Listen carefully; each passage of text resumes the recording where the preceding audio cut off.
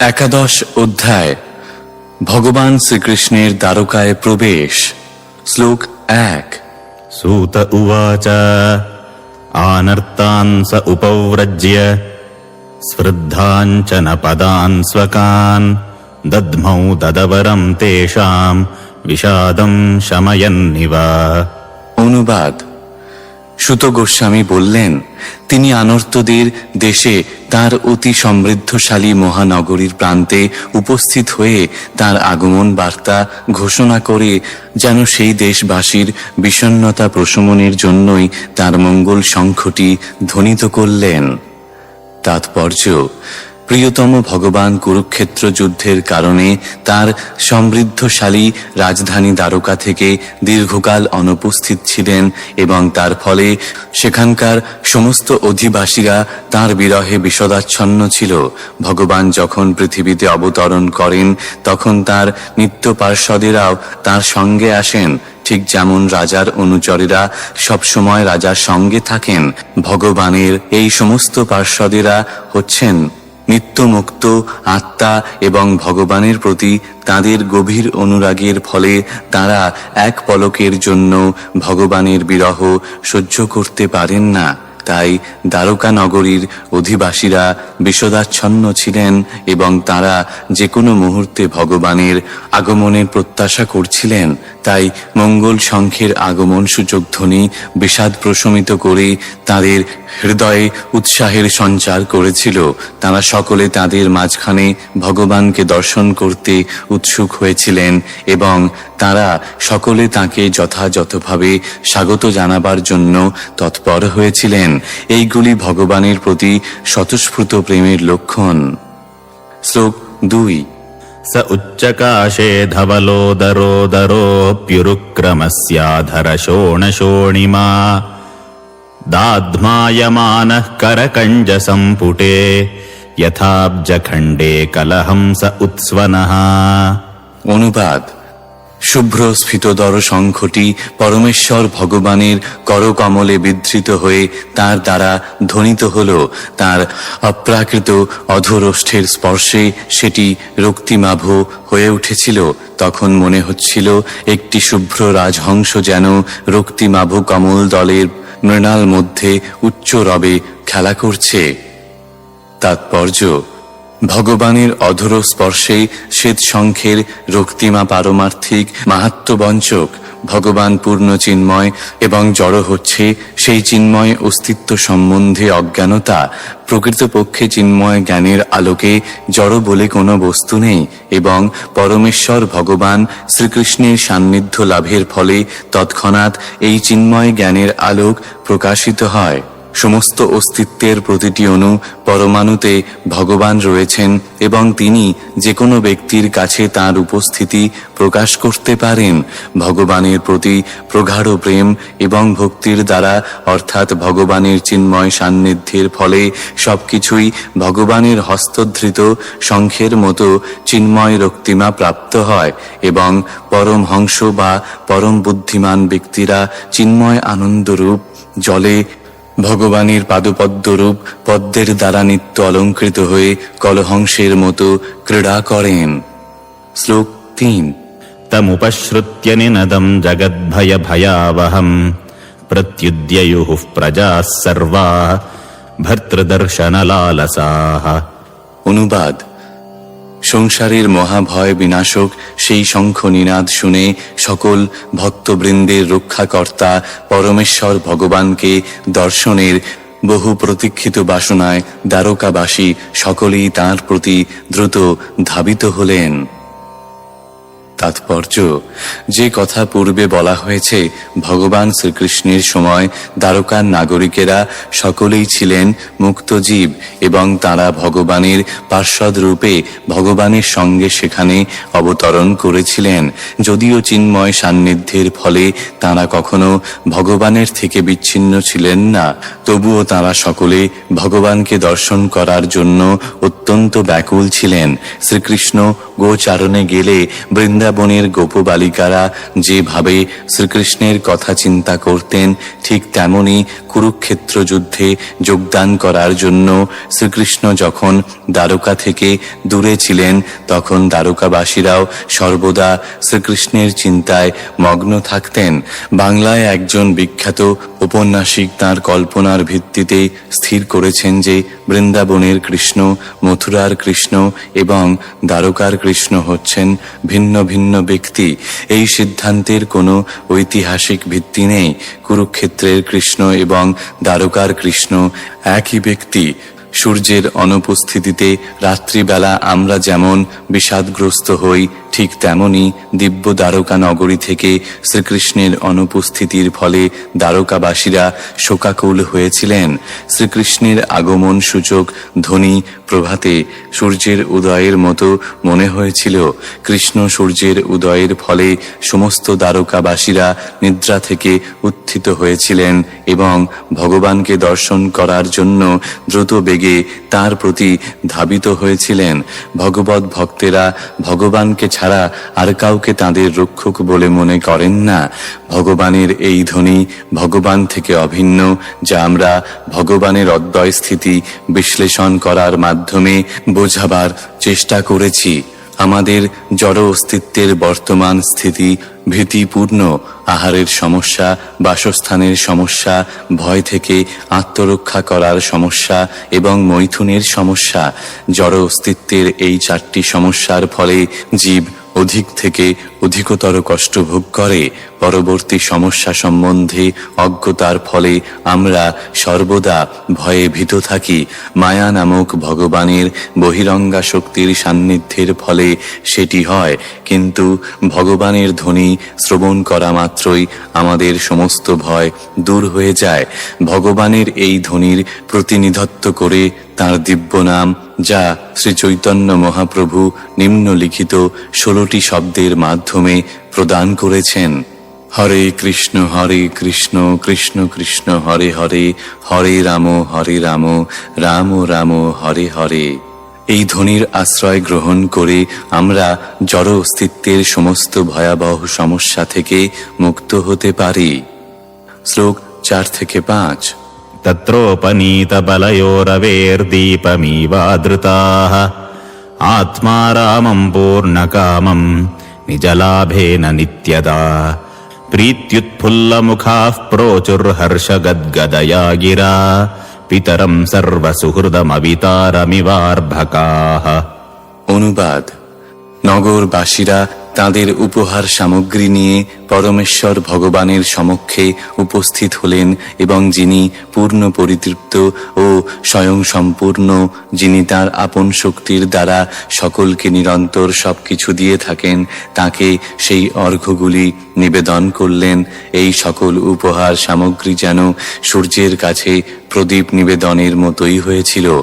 তবুও সন্তানেরা যেভাবে তাদের পিতা, বন্ধু বান্ধব এবং অভিভাবককে সমাদর করে থাকে, সেইভাবেই নগরবাসীরা পরমেশ্বর ভগবানকে অভ্যর্থনা জানাবার মানসে দিব্য আনন্দে উচ্ছ্বসিত স্বরে কথা বলতে লাগলেন।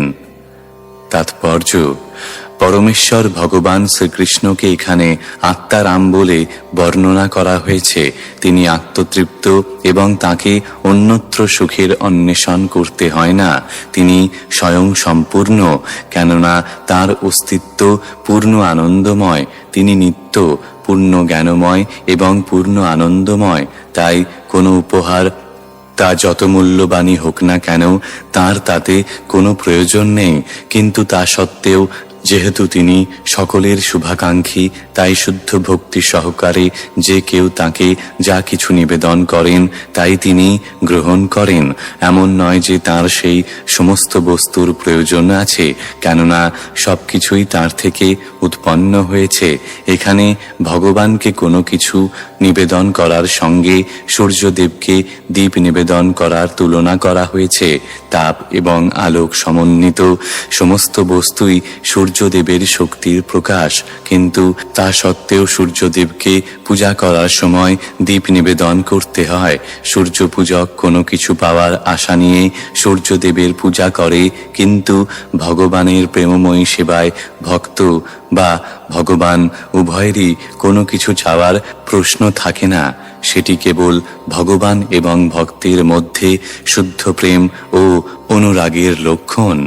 ভগবান হচ্ছেন সমস্ত জীবের পরম পিতা এবং তাই যারা ভগবানের সঙ্গে এই অত্যন্ত গুরুত্বপূর্ণ সম্পর্ক সম্বন্ধে সচেতন, তারা সেই পরম পিতার কাছে পুত্রের মতো আবেদন করতে পারেন এবং পরম পিতাও উদারভাবে তার অনুগত পুত্রের প্রার্থনা পূর্ণ করতে পারেন। ভগবান ঠিক কল্পবৃক্ষের মতো এবং ভগবানের অহেতুকী কৃপার ফলে সকলেই সবকিছু পেতে পারে, কিন্তু পরম পিতা হওয়ার ফলে ভগবান তার শুদ্ধ ভক্তকে এমন কোনো কিছু দেন না যা ভক্তি মার্গে প্রতিবন্ধক হতে পারে। যারা ভগবানের প্রেমময়ী সেবায় যুক্ত, তারা তার দিব্য আকর্ষণের দ্বারা অনন্য ভক্তির স্তরে উন্নীত হতে পারেন। শ্লোক 6। अतः समस्ते नाथ सदाङ्घ्रि पङ्कजम् विरिञ्चि वैरिञ्च्य सुरेन्द्रवन्दितम् परायणम् क्षेममिहेच्छताम् परम् न यत्र कालः प्रभवेत् परः प्रभुः। অনুবাদ: প্রজারা বললেন, হে প্রভু, আপনি ব্রহ্মা, চতুষণ এবং ইন্দ্রাদি দেবতাদেরও পূজিত। যারা জীবনের পরম কল্যাণ লাভ করতে চায়, আপনি তাদের পরম গতি। আপনি জড়াতীত পরমেশ্বর ভগবান এবং অপ্রতিহত কালও আপনার উপর তার প্রভাব বিস্তার করতে পারে না। তাৎপর্য: শ্রীমদ্ ভগবদ গীতা, ব্রহ্ম সংহিতা এবং অন্যান্য বৈদিক শাস্ত্রে প্রতিপন্ন হয়েছে যে শ্রীকৃষ্ণ হচ্ছেন পরমেশ্বর ভগবান। কেউই তার সমকক্ষ নন অথবা তার থেকে শ্রেষ্ঠ নন, এবং সেটি হচ্ছে সমস্ত শাস্ত্রের নির্দেশ। পরমেশ্বর ভগবানের বিভিন্ন অংশ জীবদের উপর কাল ও স্থানের প্রভাব প্রয়োগ করা হয়। জীব হচ্ছে আশ্রিত ব্রহ্ম, কিন্তু পরমেশ্বর ভগবান হচ্ছেন আশ্রয় স্বরূপ পরম ব্রহ্ম। সেই সরল সত্যটি যখন আমরা ভুলে যাই, তখনই আমরা মায়াচ্ছন্ন হয়ে পড়ি এবং তার ফলে আমরা ত্রিতাপ দুঃখের কবলীভূত হই।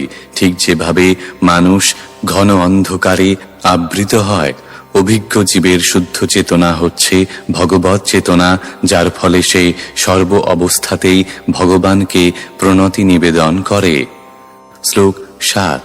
भवाय नस्त्वम् भव विश्वभावन त्वमेव माताथ सुहृत्पतिः पिता त्वम् सद्गुरुर्नः परमम् च दैवतम् यस्यानुवृत्त्या कृतिनो बभूविमा। অনুবাদ: হে জগতের সৃষ্টিকর্তা, আপনি আমাদের মাতা, শুভাকাঙ্ক্ষী, প্রভু, পতি, পিতা, গুরু এবং আরাধ্য ভগবান। আপনার পদাঙ্ক অনুসরণ করে আমরা সর্বতোভাবে সার্থক হয়েছি। তাই আমরা প্রার্থনা করি যেন আপনি সর্বদাই আমাদের উপর আপনার কৃপা বর্ষণ করেন। তাৎপর্য: সর্বমঙ্গলময় পরমেশ্বর ভগবান ব্রহ্মাণ্ডের সৃষ্টিকর্তা হওয়ার ফলে সমস্ত সৎ জীবদের মঙ্গলের পরিকল্পনা করেন। সৎ জীবেরা তাঁর সদুপদেশ অনুসরণ করার জন্য ভগবান কর্তৃক উপদিষ্ট হয়ে থাকে এবং তা করার ফলে তারা জীবনের সর্বস্তরে সাফল্যমণ্ডিত হয়। ভগবান ব্যতীত অন্য কোনো দেবদেবীর পূজা করার কোনো প্রয়োজন হয় না। ভগবান সর্বশক্তিমান এবং তাঁর শ্রীপাদপদ্মে আমাদের শরণাগতির ফলে তিনি যদি প্রসন্ন হন, তাহলে আমাদের জাগতিক এবং পারমার্থিক উভয় জীবনই সাফল্যমণ্ডিত করার জন্য তিনি আমাদের সর্বতোভাবে আশীর্বাদ করতে পারেন। মনুষ্য জীবন হচ্ছে ভগবানের সঙ্গে আমাদের নিত্য সম্পর্কের কথা অবগত হয়ে পারমার্থিক জীবন লাভের একটি সুযোগ। ভগবানের সঙ্গে আমাদের সম্পর্ক নিত্য, সেই সম্পর্ক কখনো ছিন্ন করা যায় না অথবা বিনষ্ট করা যায় না।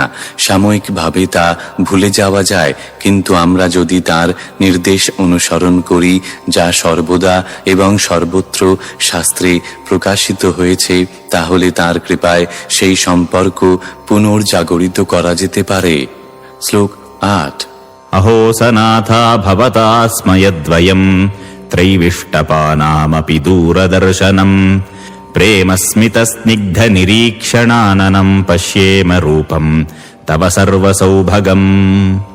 অনুবাদ: আহা, এটি আমাদের পরম সৌভাগ্য যে পুনরায় আপনার কৃপায় অনাথ আমরা সনাথ হয়েছি। আপনি স্বর্গের দেবতাদের দুর্লভ দর্শন, আপনি ফিরে আসায় আপনার ঈষৎ হাস্যযুক্ত স্নেহদৃষ্টিময় বদনমণ্ডল এবং সর্বমঙ্গলময় এই অপ্রাকৃত রূপ আমরা দর্শন করতে পারছি। তাৎপর্য: ভগবানের শুদ্ধ ভক্তরাই কেবল তাঁর শাশ্বত সবিশেষ স্বরূপ দর্শন করতে পারেন। ভগবান কখনোই নির্বিশেষ নন, পক্ষান্তরে তিনি হচ্ছেন পরম ব্রহ্ম, পরমেশ্বর, যাকে ভগবত ভক্তির দ্বারা প্রত্যক্ষভাবে দর্শন করা যায়, যা স্বর্গলোকের অধিবাসীদের পক্ষেও দুর্লভ। ব্রহ্মা এবং অন্যান্য দেবতারা যখন ভগবান শ্রীকৃষ্ণের অংশস্বরূপ বিষ্ণুর উপদেশ গ্রহণ করতে গিয়েছিলেন, তখন তাদের ক্ষীর সমুদ্রের তীরে অপেক্ষা করতে হয়েছিল, যেখানে শ্বেতদ্বীপ নামক স্থানে শ্রীবিষ্ণু শয়ন করেন। এই ক্ষীর সমুদ্র এবং শ্বেতদ্বীপ এই ব্রহ্মাণ্ডে বৈকুণ্ঠ লোকের প্রতিকৃতি। ব্রহ্মাজি এবং ইন্দ্র আদি দেবতারাও এই শ্বেতদ্বীপে প্রবেশ করতে পারেন না। তারা কেবল ক্ষীর সমুদ্রের তীরে দাঁড়িয়ে ক্ষীরোদকশায়ী বিষ্ণুর কাছে তাদের বার্তা প্রেরণ করতে পারেন। অতএব ভগবানকে দর্শন করা তাদের পক্ষেও দুর্লভ।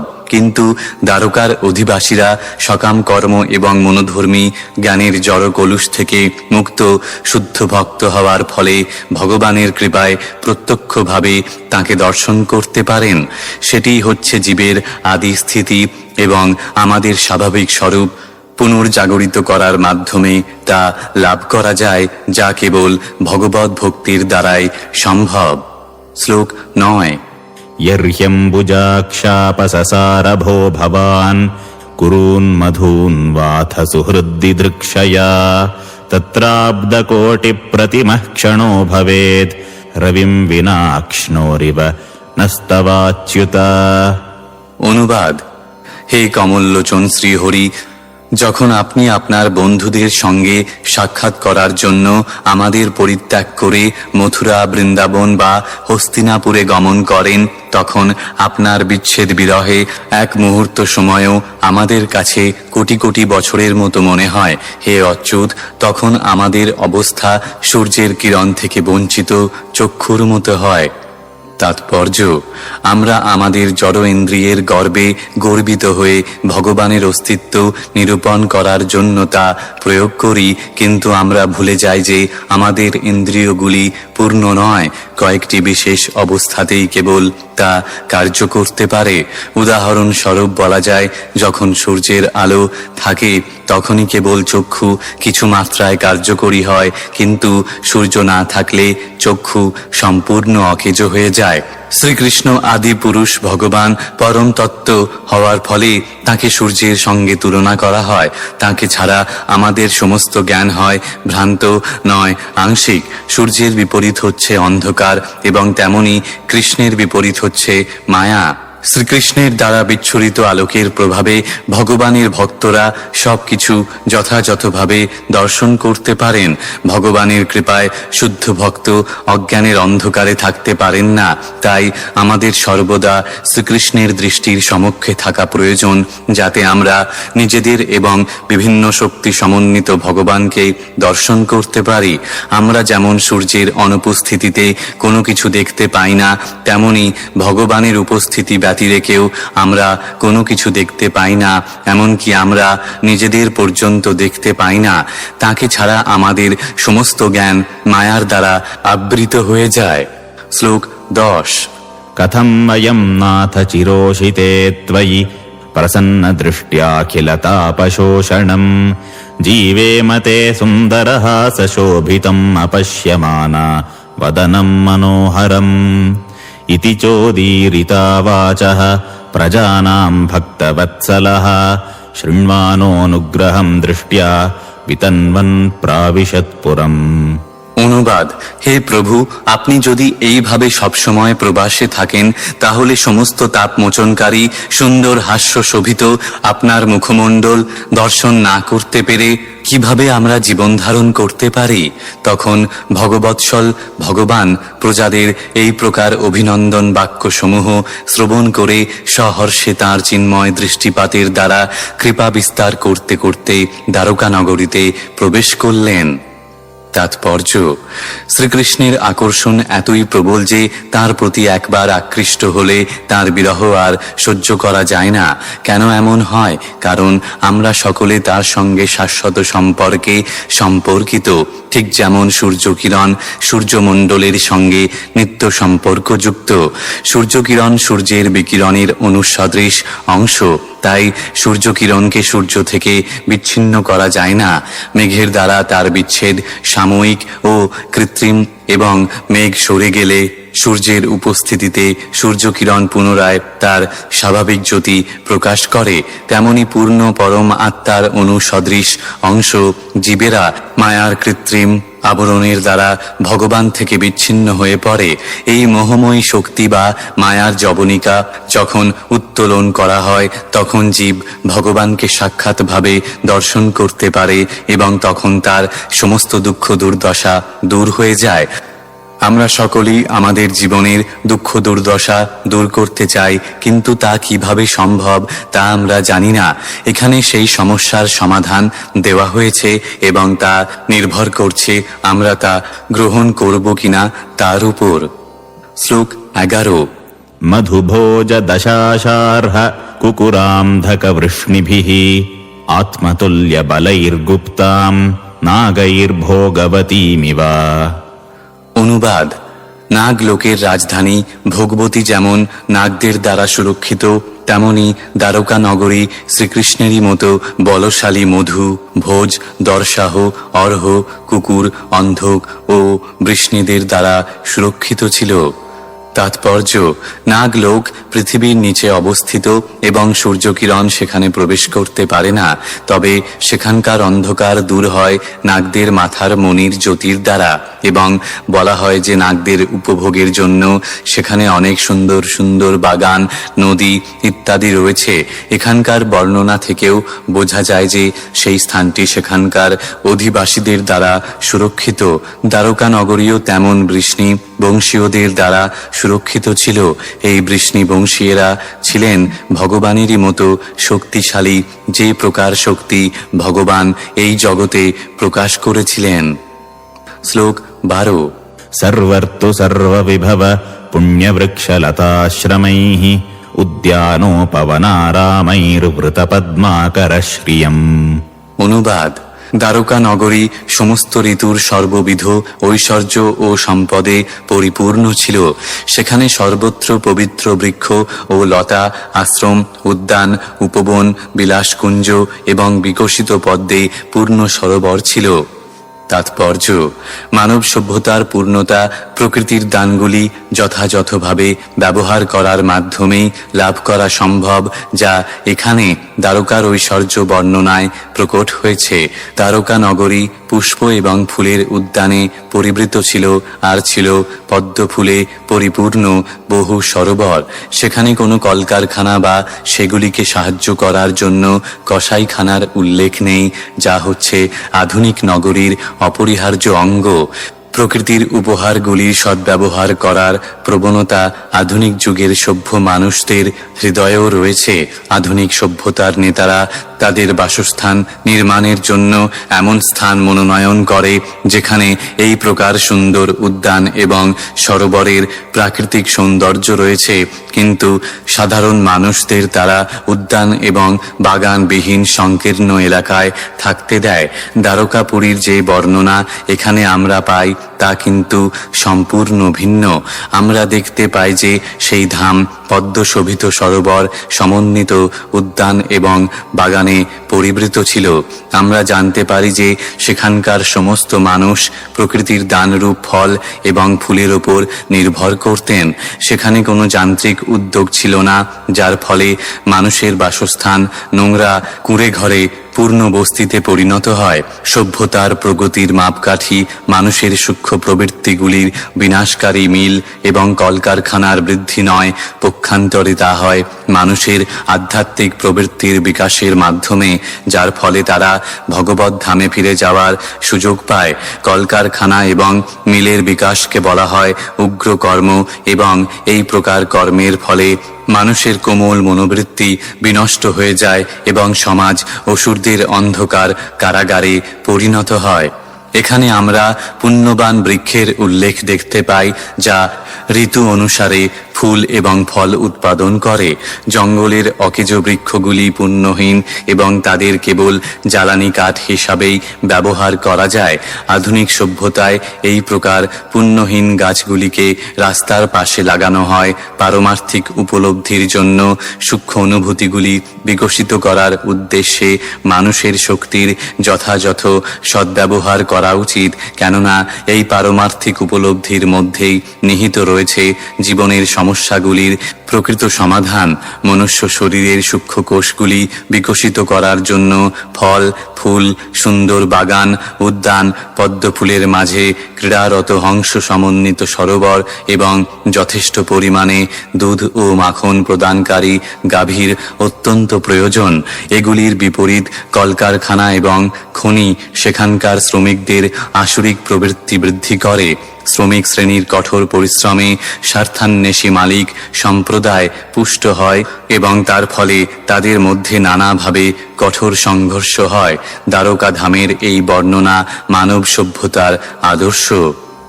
শ্লোক 13। গোপুরাদ্বারমার্গেষু কৃতকৌতুকতোরণাম চিত্রধ্বজ পতাকাগ্রৈরন্তঃ প্রতিহতা তপাম। অনুবাদ: পরমেশ্বর ভগবানকে স্বাগত জানাবার জন্য পুরোদ্বার, গৃহদ্বার এবং পথিপার্শ্বে নির্মিত তোরণসমূহ উৎসবের চিহ্ন স্বরূপ ধ্বজ, পতাকা, কদলী বৃক্ষ, আম্রপল্লব, পুষ্পমাল্যের দ্বারা সুন্দরভাবে সাজানো হয়েছিল এবং সেগুলি সমবেতভাবে সূর্যকিরণকে রুদ্ধ করে ছায়া সৃষ্টি করেছিল। তাৎপর্য: বিশেষ উৎসবে সাজসজ্জা বা অলঙ্করণের উপকরণ সমূহ সংগ্রহ করা হতো। কদলী বৃক্ষ, আম্রপল্লব, ফুল এবং ফল আদি প্রকৃতির দান থেকে। আম্রবৃক্ষ, নারিকেল বৃক্ষ এবং কদলী বৃক্ষ আজও মাঙ্গলিক প্রতীক বলে মনে করা হয়। উপরে যে পতাকার উল্লেখ করা হয়েছে তাতে ভগবানের দুজন মহান ভক্ত গরুড় বা হনুমানের চিত্র অঙ্কিত ছিল। এখন এই প্রকার চিত্র এবং অলঙ্করণ ভক্তদের দ্বারা পূজিত হয় এবং ভগবানের সন্তুষ্টি বিধানের জন্য সেবককে অধিক সম্মান প্রদান করা হয়। শ্লোক 14। সম্মার্জিত মহামার্গ রথ্যাপণকচত্বরাম সিক্তাম গন্ধজলৈরুপ্তাম ফলপুষ্পাক্ষতাঙ্কুরৈঃ। অনুবাদ: রাজপথ, সংকীর্ণ পথ, পণ্য বিপণী এবং অঙ্গন সমূহ অত্যন্ত সুন্দরভাবে পরিষ্কার করা হয়েছিল এবং তারপর সুবাসিত বাড়িতে পরিষিক্ত হয়েছিল। ভগবান শ্রীকৃষ্ণকে স্বাগত জানাবার জন্য ফল, ফুল এবং অভগ্ন শস্যাদির অঙ্কুর সমূহ সর্বত্র ছড়ানো হয়েছিল। তাৎপর্য: দ্বারকা ধামের রাজপথ এবং রাস্তাঘাট গোলাপ, কেওড়া আদি ফুলের নির্যাস থেকে তৈরি সুগন্ধিত জলের দ্বারা সিক্ত হয়েছিল। বাজার এবং জনসাধারণের মিলনস্থলগুলি খুব ভালোভাবে পরিষ্কার করা হয়েছিল। উপরোক্ত বর্ণনা থেকে বোঝা যায় যে দ্বারকা ধাম ছিল বহু রাজপথ, বড় রাস্তা, জনসাধারণের মিলনস্থল, উদ্যান, বাগিচা, সরোবর সমন্বিত এক বিশাল নগরী এবং সেখানকার সমস্ত স্থানগুলি ফুল ও ফলে সুসজ্জিত ছিল। ভগবানকে স্বাগত জানাবার জন্য সার্বজনীন স্থানগুলিতে ফল, ফুল এবং শস্যের অঙ্কুর ছড়ানো হয়েছিল। শস্য এবং ফলের অক্ষত অঙ্কুর মঙ্গলজনক বলে বিবেচনা করা হয় এবং হিন্দুরা উৎসবের দিনে আজও তা ব্যবহার করে। শ্লোক 15। দ্বারি দ্বারি গৃহাণাম চ দধ্যক্ষত ফলেক্ষুভিঃ অলঙ্কৃতাম পূর্ণকুম্ভৈর্বলিভির্ধূপদীপকৈঃ। অনুবাদ: প্রতিটি আবাস গৃহের দ্বারে দ্বারে দধি, অভগ্ন ফল, ইক্ষু এবং জলপূর্ণ কলস প্রভৃতি মাঙ্গলিক সামগ্রী রাখা হয়েছিল এবং পূজার উপকরণ ধূপ এবং দীপ প্রভৃতির দ্বারা সুশোভিত করা হয়েছিল। তাৎপর্য: বৈদিক প্রথা অনুসারে স্বাগত বিধি মোটেই শুষ্ক ছিল না। উপরে যা উল্লেখ করা হয়েছে সেভাবে কেবল রাস্তাঘাট সাজিয়েই স্বাগত জানানো হয়নি, উপরন্তু প্রত্যেকের নিজ নিজ সামর্থ্য অনুসারে ধূপ, দীপ, ফুল, মিষ্টি, ফল, সুস্বাদু আহার্য ইত্যাদি উপকরণের দ্বারা ভগবানের পূজাও করা হয়েছিল। সবকিছু ভগবানকে নিবেদন করা হয়েছিল এবং তার ভোক্তাবশেষ নাগরিকদের মধ্যে বিতরণ করা হয়েছিল। অতএব সেটি আজকালকার মতো শুষ্ক স্বাগত সম্ভাষণের মতো ছিল না। প্রতিটি গৃহই এইভাবে ভগবানকে স্বাগত জানাবার জন্য প্রস্তুত ছিল এবং এইভাবে রাজপথের ও প্রতিটি রাস্তার প্রতিটি গৃহ থেকে নাগরিকদের প্রসাদ বিতরণ করা হয়েছিল এবং তাই সেই উৎসব সাফল্যমণ্ডিত হয়েছিল। প্রসাদ বিতরণ না করা হলে কোনো উৎসব পূর্ণ হয় না। সেটি হচ্ছে বৈদিক সংস্কৃতির পন্থা। শ্লোক 16 থেকে 17। নিশম্য প্রেষ্ঠমায়ান্তম বসুদেবো মহামনাঃ অক্রূরশ্চোগ্রসেনশ্চ রামশ্চাদ্ভুত বিক্রমঃ প্রদ্যুম্নশ্চারুদেষ্ণশ্চ সাম্বোজাম্ববতী সুতঃ প্রহর্ষবেগোচ্ছ্বসিত শয়নাসন ভোজনাঃ। অনুবাদ: প্রিয়তম শ্রীকৃষ্ণ দ্বারকাধামে আসছেন শুনে মহাত্মা বাসুদেব, অক্রূর, উগ্রসেন, অদ্ভুত বলশালী বলদেব, প্রদ্যুম্ন, চারুদেষ্ণ ও জাম্ববতী নন্দন শাম্ব সকলেই আনন্দের আতিশয্যে উচ্ছ্বসিত হয়ে শয়ন, আসন, ভোজন পরিত্যাগ করেছিলেন। তাৎপর্য: বসুদেব রাজা শূরসেনের পুত্র, দেবকীর পতি এবং ভগবান শ্রীকৃষ্ণের পিতা। তিনি ছিলেন কুন্তীর ভ্রাতা এবং সুভদ্রার পিতা। সুভদ্রা তাঁর পিস্তুত ভাই অর্জুনকে বিবাহ করেছিলেন এবং এই প্রথা ভারতের কোনো কোনো প্রদেশে এখনও প্রচলিত। উগ্রসেন বসুদেবকে তাঁর মন্ত্রীর পদে নিযুক্ত করেছিলেন এবং পরে বসুদেব উগ্রসেনের ভ্রাতা দেবকের 8 কন্যাকে বিবাহ করেন। দেবকী ছিলেন তাদের মধ্যে একজন। কংস ছিলেন তাঁর শালক এবং বসুদেব স্বেচ্ছায় কংসের বন্দিত্ব স্বীকার করেন এবং দেবকীর গর্ভজাত অষ্টম পুত্রকে তার হাতে তুলে দেওয়ার প্রতিশ্রুতি দেন। শ্রীকৃষ্ণের ইচ্ছায় সেই প্রতিশ্রুতি প্রতিহত হয়েছিল। পাণ্ডবদের মাতুল রূপে বসুদেব পাণ্ডবদের সংস্কার কার্যে সক্রিয়ভাবে অংশগ্রহণ করেছিলেন। তিনি শতশৃঙ্গ পর্বত থেকে কশ্যপ মুনিকে আনিয়ে তার দ্বারা সমস্ত অনুষ্ঠান সম্পাদন করেছিলেন। শ্রীকৃষ্ণ যখন কংসের কারাগারে আবির্ভূত হন তখন তিনি বসুদেবের দ্বারা গোকুলে তার পালক পিতা নন্দ মহারাজের গৃহে স্থানান্তরিত হন। বসুদেবের তিরোভাবের পূর্বেই বলদেব সহ শ্রীকৃষ্ণ অপ্রকট হন এবং অর্জুন বসুদেবের তিরোধানের পর তার অন্ত্যেষ্টিক্রিয়া সম্পাদন করার দায়িত্ব গ্রহণ করেছিলেন। অক্রূর বৃষ্ণি বংশের প্রধান সেনাপতি এবং একজন মহান কৃষ্ণ ভক্ত। ভগবত ভক্তির এটি অঙ্গ। বন্দনার অনুশীলন দ্বারা তিনি ভগবত ভক্তিতে সাফল্য লাভ করেছিলেন।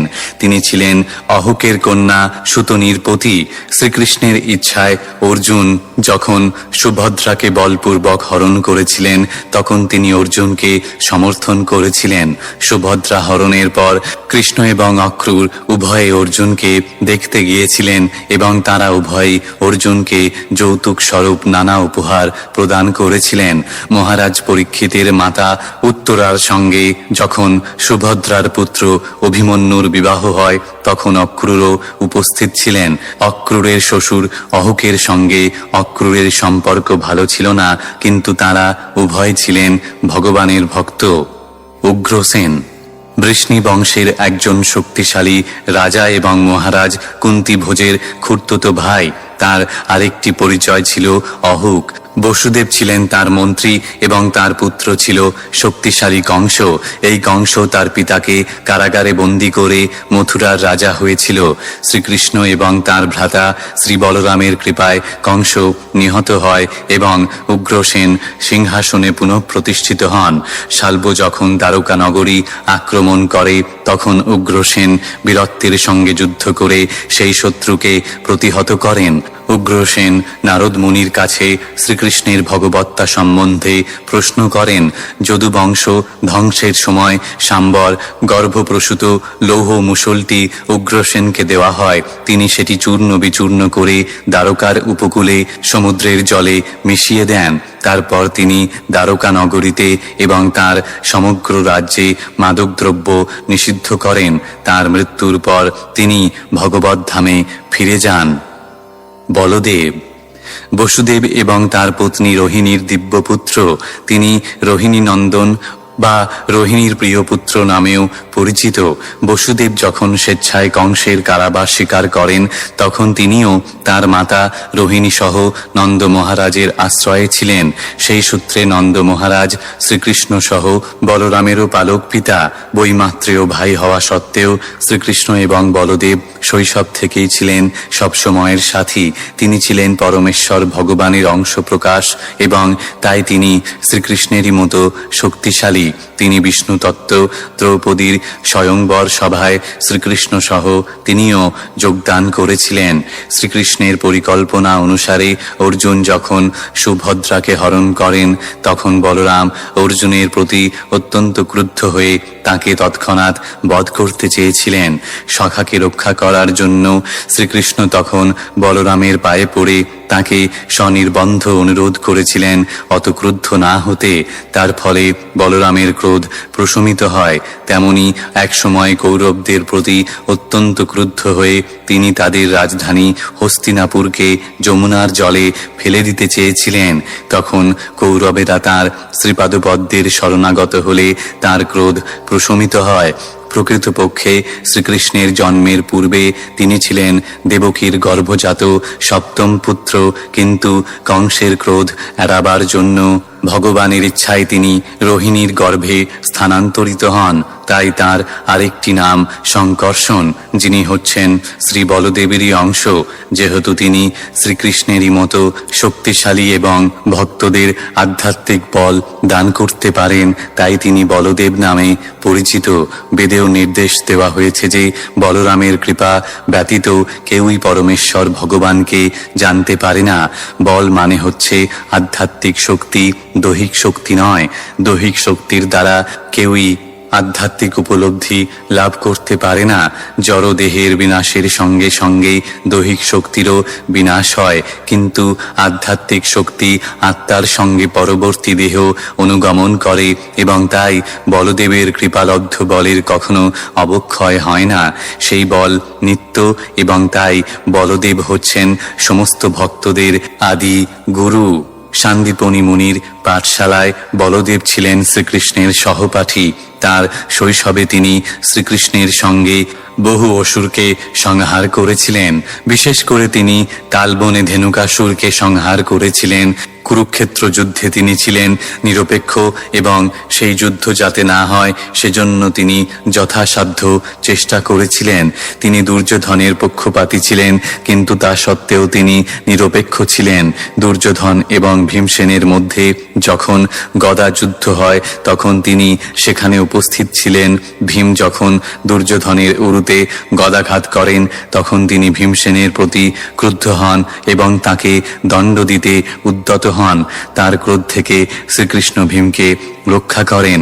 ভীমের প্রতি বিরক্ত হয়ে তিনি তৎক্ষণাৎ সেই স্থান পরিত্যাগ করেন এবং তার প্রস্থানের পর দুর্যোধন ভূপতিত হয়ে মৃত্যুমুখী হন।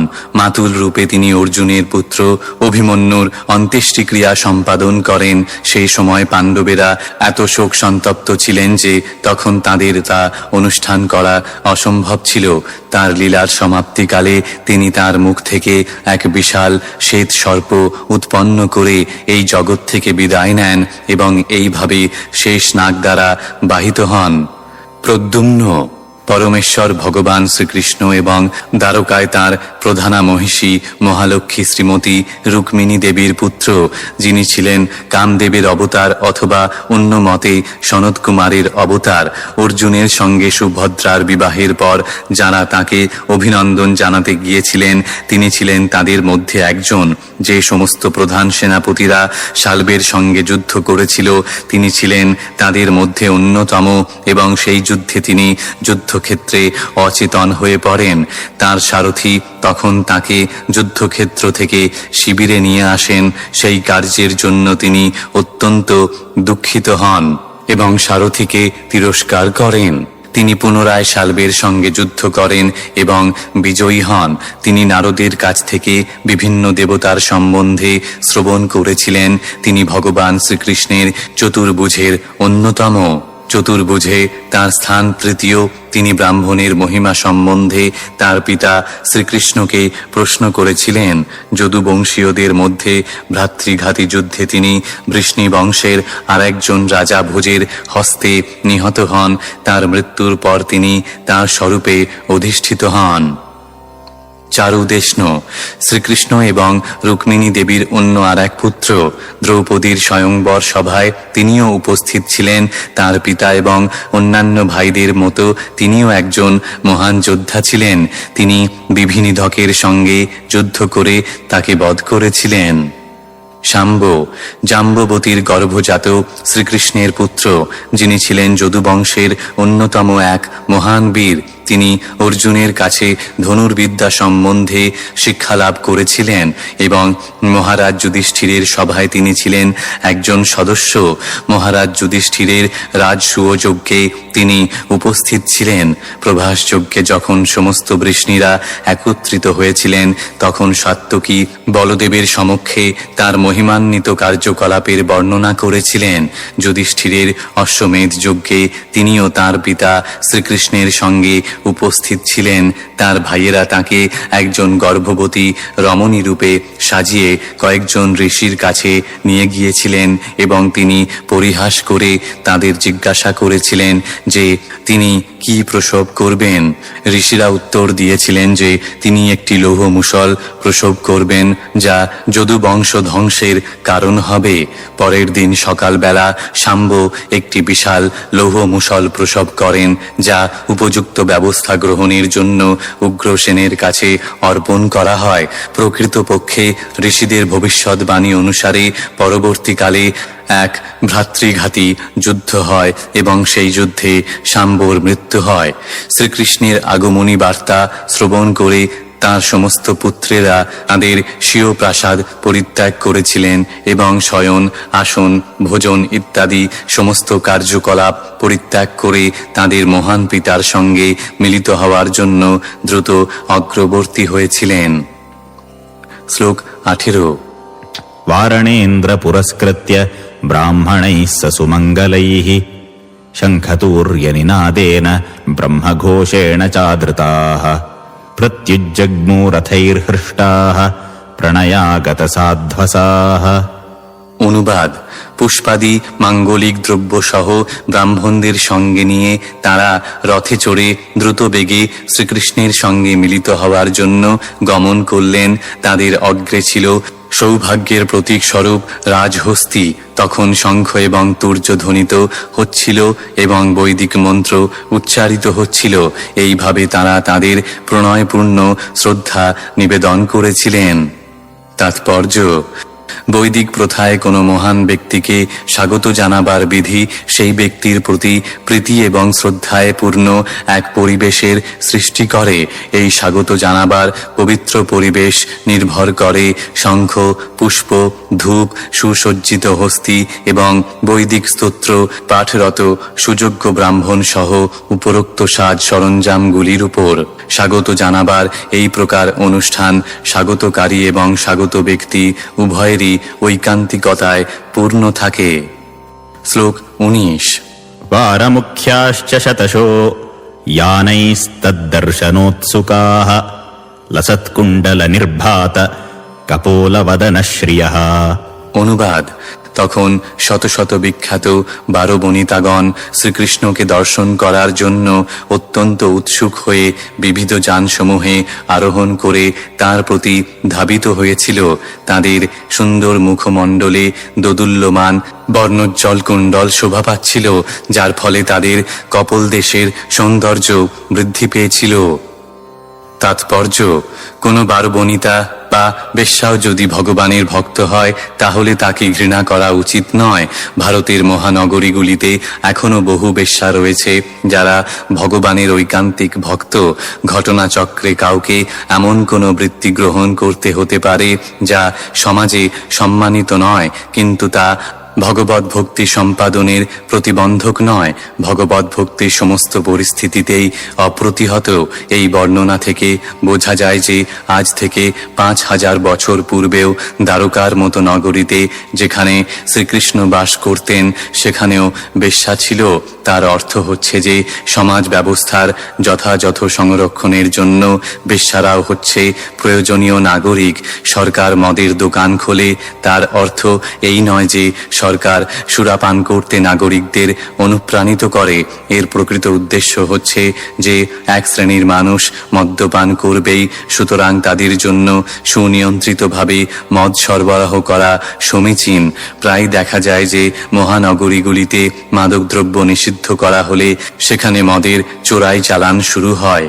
তেমনি যে সমস্ত মানুষ ঘরে সন্তুষ্ট নয় তাদের জন্য এই প্রকার সুবিধা প্রদানের প্রয়োজন, এবং বেশ্যা যদি না থাকে তাহলে এই প্রকার নীচ মনোভাবাপন্ন ব্যক্তিরা অন্য সব মেয়েদের বেশ্যায় পরিণত করবে। সমাজের পবিত্রতা বজায় রাখার জন্য বাজারে বেশ্যা থাকা অনেক ভালো। সমাজের ভিতর বেশ্যাবৃত্তি অনুমোদন করার থেকে এক শ্রেণীর বেশ্যার মাধ্যমে বেশ্যা প্রথা প্রচলিত রাখা অনেক ভালো। প্রকৃত সংস্কার হচ্ছে সমস্ত মানুষকে ভগবত ভক্তে পরিণত হওয়ার শিক্ষা দান করা এবং তার ফলে জীবনের অধঃপতনের সমস্ত সম্ভাবনা প্রতিহত হবে। বিষ্ণু স্বামী সম্প্রদায়ের একজন মহান আচার্য শ্রী বিল্বমঙ্গল ঠাকুর তাঁর গার্হস্থ্য জীবনে একজন বেশ্যার প্রতি অত্যন্ত আসক্ত ছিলেন, যিনি ছিলেন একজন ভগবত ভক্ত। এক প্রচণ্ড ঝড় বৃষ্টির রাত্রে বিল্বমঙ্গল ঠাকুর যখন চিন্তামণির গৃহে এসেছিলেন তখন চিন্তামণি তাকে সেই ভয়ঙ্কর রাত্রে জলপ্লাবিত দুরন্ত নদী অতিক্রম করে তার কাছে তাকে আসতে দেখে অত্যন্ত আশ্চর্যান্বিত হয়েছিলেন। তিনি বিল্বমঙ্গল ঠাকুরকে বলেছিলেন যে তার মতো একজন হাড় মাংসের তৈরি নগণ্য স্ত্রীলোকের প্রতি আকৃষ্ট না হয়ে তিনি যদি ভগবত ভক্তির মাধ্যমে পরমেশ্বর ভগবানের অপ্রাকৃত সৌন্দর্যের প্রতি আকৃষ্ট হতেন তাহলে তার জন্ম সার্থক হতো। সেটি ছিল বিল্বমঙ্গল ঠাকুরের জীবনে এক অত্যন্ত গুরুত্বপূর্ণ ক্ষণ, এবং সেই বেশ্যার উপদেশে তার জীবনের গতি পারমার্থিক উপলব্ধি লাভের পথে মোড় নিয়েছিল। পরবর্তীকালে ঠাকুর সেই বেশ্যাকে তার গুরু বলে স্বীকৃতি দিয়েছিলেন এবং তার রচনার বিভিন্ন স্থানে তিনি প্রকৃত পথপ্রদর্শনকারী রূপে চিন্তামণির উল্লেখ করেছেন।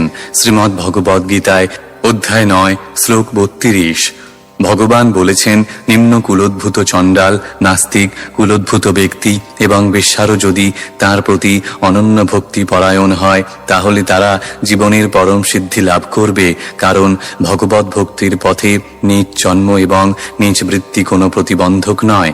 এই পথ যেই অনুসরণ করতে চায় তারই জন্য উন্মুক্ত।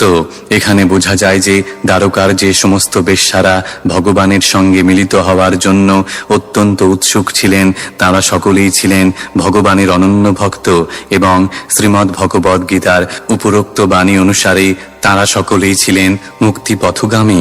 তাই সমাজে যে সংস্কারের প্রয়োজন তা হচ্ছে সমস্ত নাগরিকদের ভগবত ভক্তে পরিণত করার এক সুসংবদ্ধ প্রচেষ্টা, যার ফলে স্বর্গের দেবতাদের সমস্ত সদ্গুণগুলির দ্বারা তারা আপনা থেকেই বিভূষিত হবে। পক্ষান্তরে জড়জাগতিক বিচারে যত উন্নত বলেই মনে হোক না কেন ভক্তদের মধ্যে কোনো সদ্গুণ থাকে না। পার্থক্যটি হচ্ছে এই যে ভগবত ভক্তরা মুক্তির পথে অগ্রসর হচ্ছেন, কিন্তু অভক্তরা জড়জগতের বন্ধনে দৃঢ় থেকে দৃঢ়তর রূপে আবদ্ধ হয়ে পড়ছে। সভ্যতার প্রগতির মানদণ্ড হচ্ছে মুক্তির পথে অগ্রসর হওয়ার জন্য মানুষকে শিক্ষিত করা। শ্লোক 20। নটনর্তক গন্ধর্বাः सूतमागधवन्दिनः गायन्ति चोत्तमश्लोकचरितान्यद्भुतानि च। অনুবাদ: সুদক্ষ অভিনেতাগণ, শিল্পীবৃন্দ, নর্তকগণ, গায়কগণ, পৌরাণিকগণ, ভাটগণ এবং স্তাবকগণ সকলেই শ্রীকৃষ্ণের অলৌকিক লীলা চরিত কথাসমূহের দ্বারা অনুপ্রাণিত হয়ে তাকে যে যার মতো অভ্যর্থনা করতে লাগলেন। তাৎপর্য: এখানে আমরা দেখতে পাই যে 5000 বছর পূর্বেও মানব সমাজে নট, শিল্পী, নর্তক, গায়ক, ঐতিহাসিক, বংশাবলী বিশারদ, বক্তা প্রভৃতির আবশ্যকতা ছিল। নর্তক, গায়ক এবং নাট্যশিল্পী এরা সকলেই সাধারণত শূদ্র কুলোদ্ভূত ছিল, কিন্তু অভিজ্ঞ ঐতিহাসিক, বংশাবলী বিশারদ এবং বক্তারা ছিলেন ব্রাহ্মণ কুলোদ্ভূত। এরা সকলেই বিশেষ বর্ণের অন্তর্ভুক্ত ছিল এবং তারা তাদের নিজেদের পরিবারে যথাযথভাবে শিক্ষা লাভ করত। এই সমস্ত নট, নর্তক এবং গায়ক, সুত, মাগধ এবং বন্দীরা বিভিন্ন যুগে এবং বিভিন্ন কল্পে ভগবানের অদ্ভুত কার্যকলাপের বর্ণনা করত। তারা কোনো সাধারণ ঘটনাবলীর বর্ণনা করত না এবং তাদের এই বর্ণনা কালের ক্রমানুসারে হতো না। সমস্ত পুরাণ হচ্ছে বিভিন্ন যুগে এবং বিভিন্ন সময়ে, এমনকি বিভিন্ন লোকে পরমেশ্বর ভগবানের সম্বন্ধে ঐতিহাসিক তথ্যের বর্ণনা। তাই সেই বর্ণনায় কালের ধারাবাহিকতা দেখা যায় না এবং তাই আধুনিক ঐতিহাসিকেরা তার সূত্র ধরতে পারে না এবং তার ফলে তারা নির্বোধের মতো মন্তব্য করে যে পুরাণগুলি হচ্ছে কেবল কতকগুলি কাল্পনিক গল্পকথা। এমনকি 100 বছর আগেও ভারতবর্ষে সমস্ত নাটকগুলি পরমেশ্বর ভগবানের অলৌকিক কার্যকলাপকে কেন্দ্র করে অনুষ্ঠিত হতো। এই সমস্ত নাটক সাধারণ মানুষদেরও মনোরঞ্জন করত। যাত্রার দল ভগবানের অলৌকিক কার্যকলাপের ভিত্তিতে অপূর্ব সুন্দরভাবে যাত্রা অভিনয় করত এবং তার ফলে অশিক্ষিত কৃষকেরাও তা দেখে বৈদিক শাস্ত্রের তত্ত্বজ্ঞান লাভ করতে পারত। তাই সাধারণ মানুষের পারমার্থিক উন্নতি সাধনের জন্য সুদক্ষ নট, নর্তক, গায়ক, বন্দী প্রভৃতির প্রয়োজন রয়েছে। মাগধ বা বংশাবলী বিশারদেরা কোনো বিশেষ বংশের বংশধরদের পূর্ণ তালিকা প্রদান করত। এমনকি আজও ভারতবর্ষের তীর্থস্থানগুলিতে পাণ্ডারা নবাগতদের পূর্ণ বংশ তালিকা প্রদান করে থাকে। এই অদ্ভুত কার্য অনেক সময় এই প্রকার গুরুত্বপূর্ণ তথ্য সংগ্রহ করার জন্য বহু খরিদ্দারকে আকৃষ্ট করে। শ্লোক 21। भगवांस्तत्र बन्धूनां पौराणामनुवर्तिनां यथा विद्युपसंगम्य सर्वेषां मानमादधे। অনুবাদ: পরমেশ্বর ভগবান শ্রীকৃষ্ণ বন্ধু বান্ধব, আত্মীয় স্বজন, পুরবাসী এবং আর যারা তাকে স্বাগত জানাতে এসেছিল তাদের সঙ্গে মিলিত হয়ে তাদের সকলকে যথোচিত সম্মান এবং শ্রদ্ধা প্রদর্শন করলেন। তাৎপর্য: পরমেশ্বর ভগবান নিরাকার নন অথবা তাঁর ভক্তদের সঙ্গে ভাব বিনিময়ে অক্ষম কোনো জড় পদার্থ নন। এখানে যথাবিধি শব্দটি তাৎপর্যপূর্ণ। তিনি তাঁর প্রশংসক এবং ভক্তদের সঙ্গে যথাযথভাবে ভাবের আদান প্রদান করেন। ভগবানের শুদ্ধ ভক্তগণ অবশ্যই একই প্রকার, কারণ ভগবানের সেবা ছাড়া তাঁদের আর অন্য কোনো লক্ষ্য নেই। তাই ভগবানও তাঁর এই প্রকার শুদ্ধ ভক্তদের সঙ্গে যথাযথভাবে ভাবের আদান প্রদান করেন। যেমন তিনি সর্বদাই তাঁর শুদ্ধ ভক্তদের সমস্ত ব্যাপারে অত্যন্ত সতর্ক থাকেন। যারা ভগবানকে নিরাকার বলে, ভগবানও তাদের ব্যাপারে কোনো উৎসাহ প্রদান করেন না। জীবের পারমার্থিক চেতনার বিকাশের মাত্রা অনুসারে ভগবান তাদের সঙ্গে আচরণ করেন এবং তাদের সন্তুষ্টি বিধান করেন। এখানে বিভিন্ন স্বাগতকারীর সঙ্গে তিনি যেভাবে আচরণ করেছেন তার মাধ্যমে তা বোঝা যায়। শ্লোক 22। प्रह्लाभिवादनाश्लेष करस्पर्शस्मिते क्षणैः आश्वास्य चाश्वपाकेभ्यो वरैश्चाभिमतैर्विभुः। অনুবাদ: সর্বশক্তিমান ভগবান শ্রীকৃষ্ণ কাউকে মস্তক অবনত করে নমস্কার, কাউকে অভিবাদন করে, কাউকে আলিঙ্গন, কাউকে হস্ত দ্বারা স্পর্শ, কাউকে ঈষৎ হাস্যযুক্ত দর্শন দানে এবং কাউকে বা অভীষ্ট বর এবং অভয় প্রদান করে আচণ্ডাল সকলকেই যথোচিত সম্মান করেছিলেন। তাৎপর্য: ভগবান শ্রীকৃষ্ণকে স্বাগত জানাবার জন্য সমস্ত স্তরের মানুষ সেখানে উপস্থিত হয়েছিলেন। পিতা বসুদেব, পিতামহ উগ্রসেন, গুরু গর্গমণি থেকে শুরু করে বেশ্যা এবং কুকুর ভোজী চণ্ডালেরা পর্যন্ত সেখানে উপস্থিত হয়েছিলেন এবং ভগবান পদ ও প্রতিষ্ঠা অনুসারে সকলকে সম্ভাষণ করেছিলেন।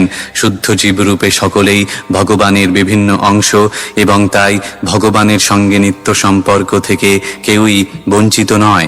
এই প্রকার শুদ্ধ জীবেরা জরা প্রকৃতির গুণের কলুষের মাত্রা অনুসারে বিভিন্ন স্তরে বিভক্ত হয়েছে, কিন্তু জরা প্রকৃতির স্তর নির্বিশেষে ভগবান তার সমস্ত বিভিন্ন অংশের প্রতি সমানভাবে স্নেহপরায়ণ। তিনি এই সমস্ত বদ্ধ জীবদের ভগবত ধামে ফিরিয়ে নিয়ে যাওয়ার জন্য এখানে অবতরণ করেন এবং বুদ্ধিমান মানুষেরা জীবের প্রতি ভগবানের এই করুণার যথাযথ সদ্ব্যবহার করে।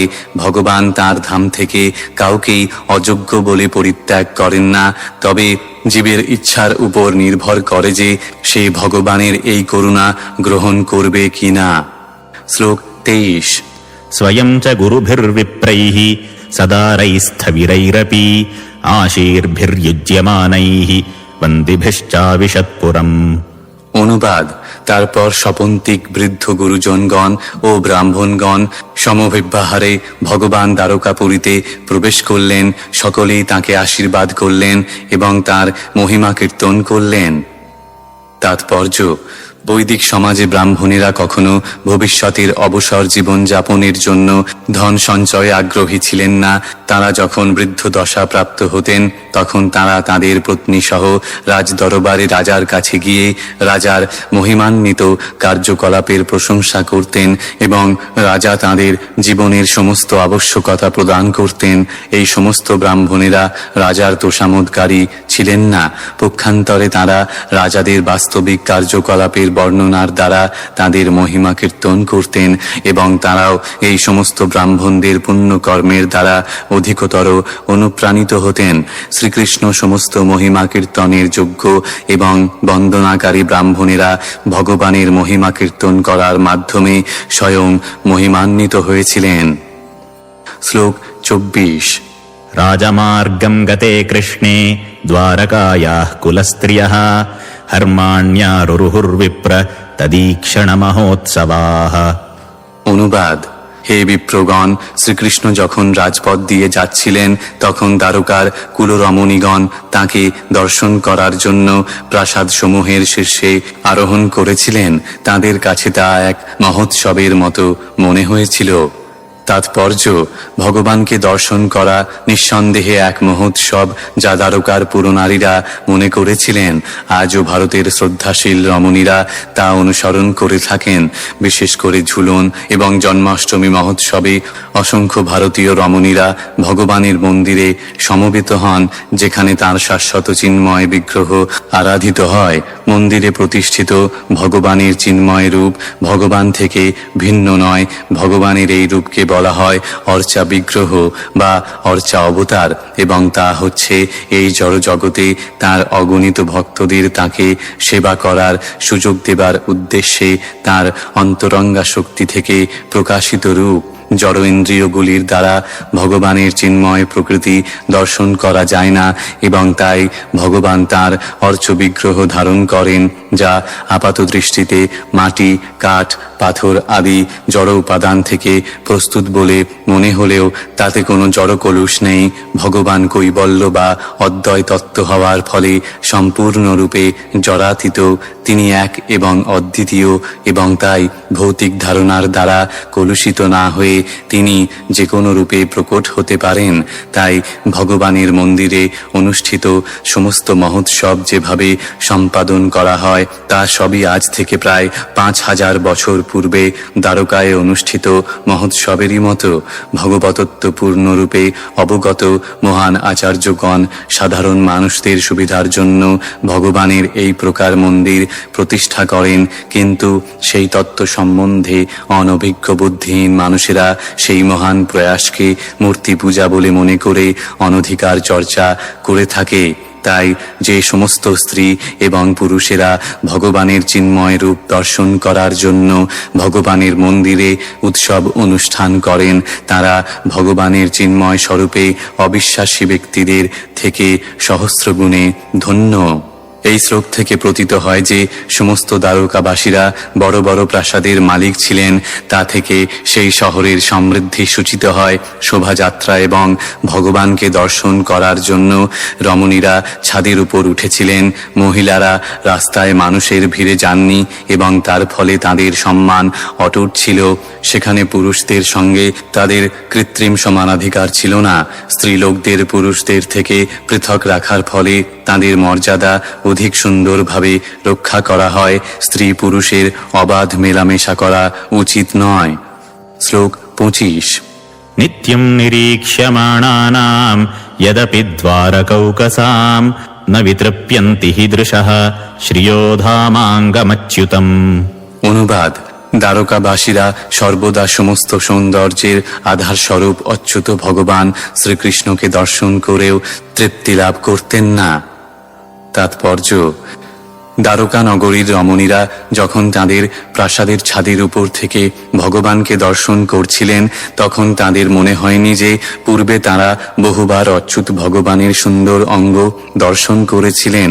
তা থেকে সূচিত হয় যে তাদের ভগবানকে দর্শন করার বাসনা কখনোই তৃপ্ত হয়নি। যদি কোনো জড়বস্তু বারবার দেখা হয় তাহলে তৃপ্তির স্বাভাবিক নিয়ম অনুসারে তার প্রতি আর কোনো আকর্ষণ থাকে না। তৃপ্তির এই নিয়ম জড়বস্তুর বেলায় কার্যকরী হলেও চিৎজগতে কিন্তু তার কোনো অবকাশ নেই।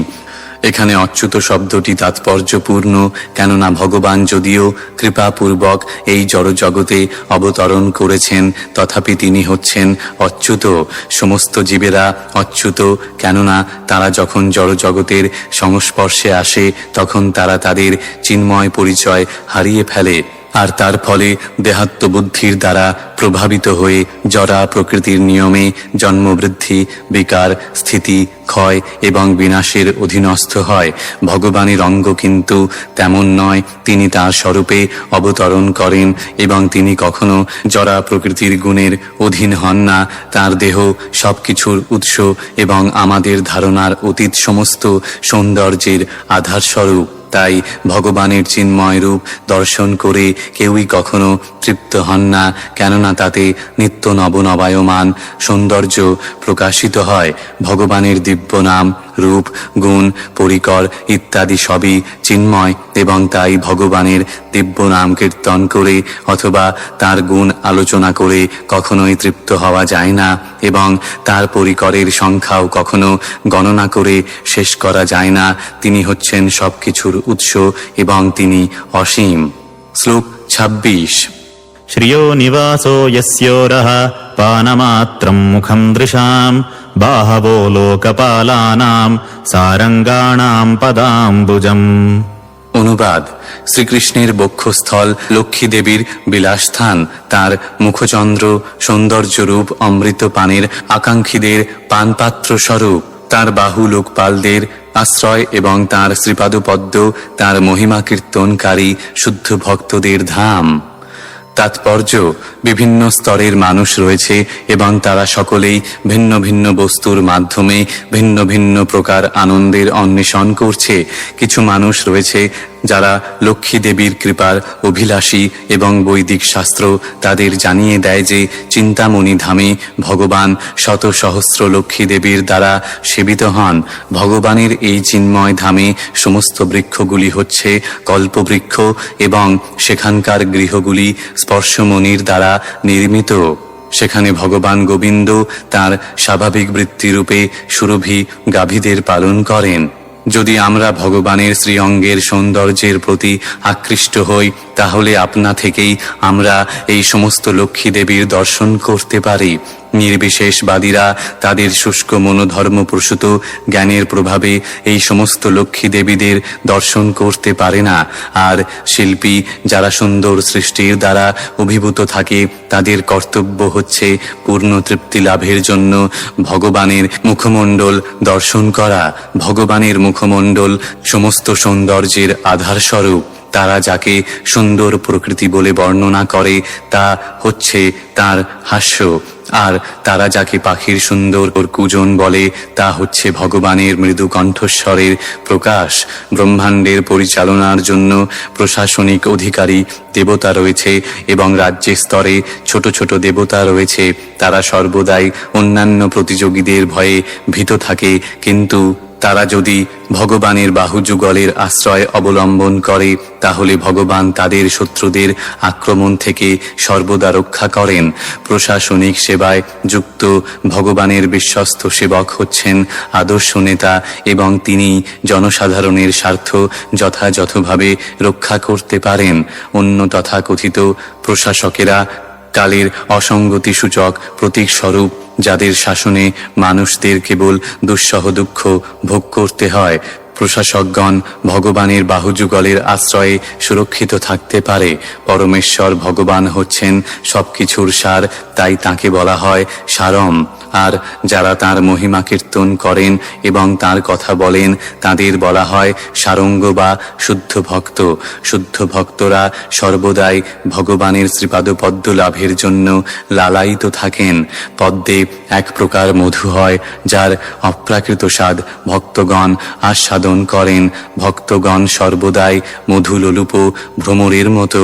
গৌড়ীয় বৈষ্ণব সম্প্রদায়ের আচার্য মহাভাগবত শ্রীলরূপ গোস্বামী নিজেকে একজন ভ্রমরের সঙ্গে তুলনা করে সেই পদ্ম মধুর সম্বন্ধে একটি গান গেয়েছেন।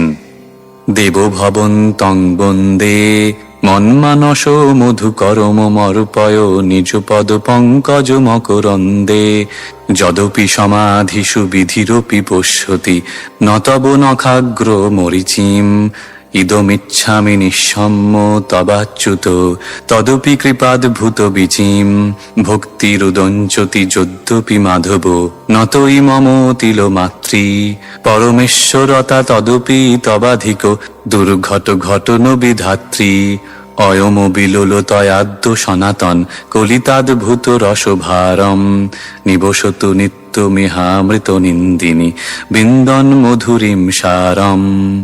হে দেব, তোমাকে বন্দনা করি।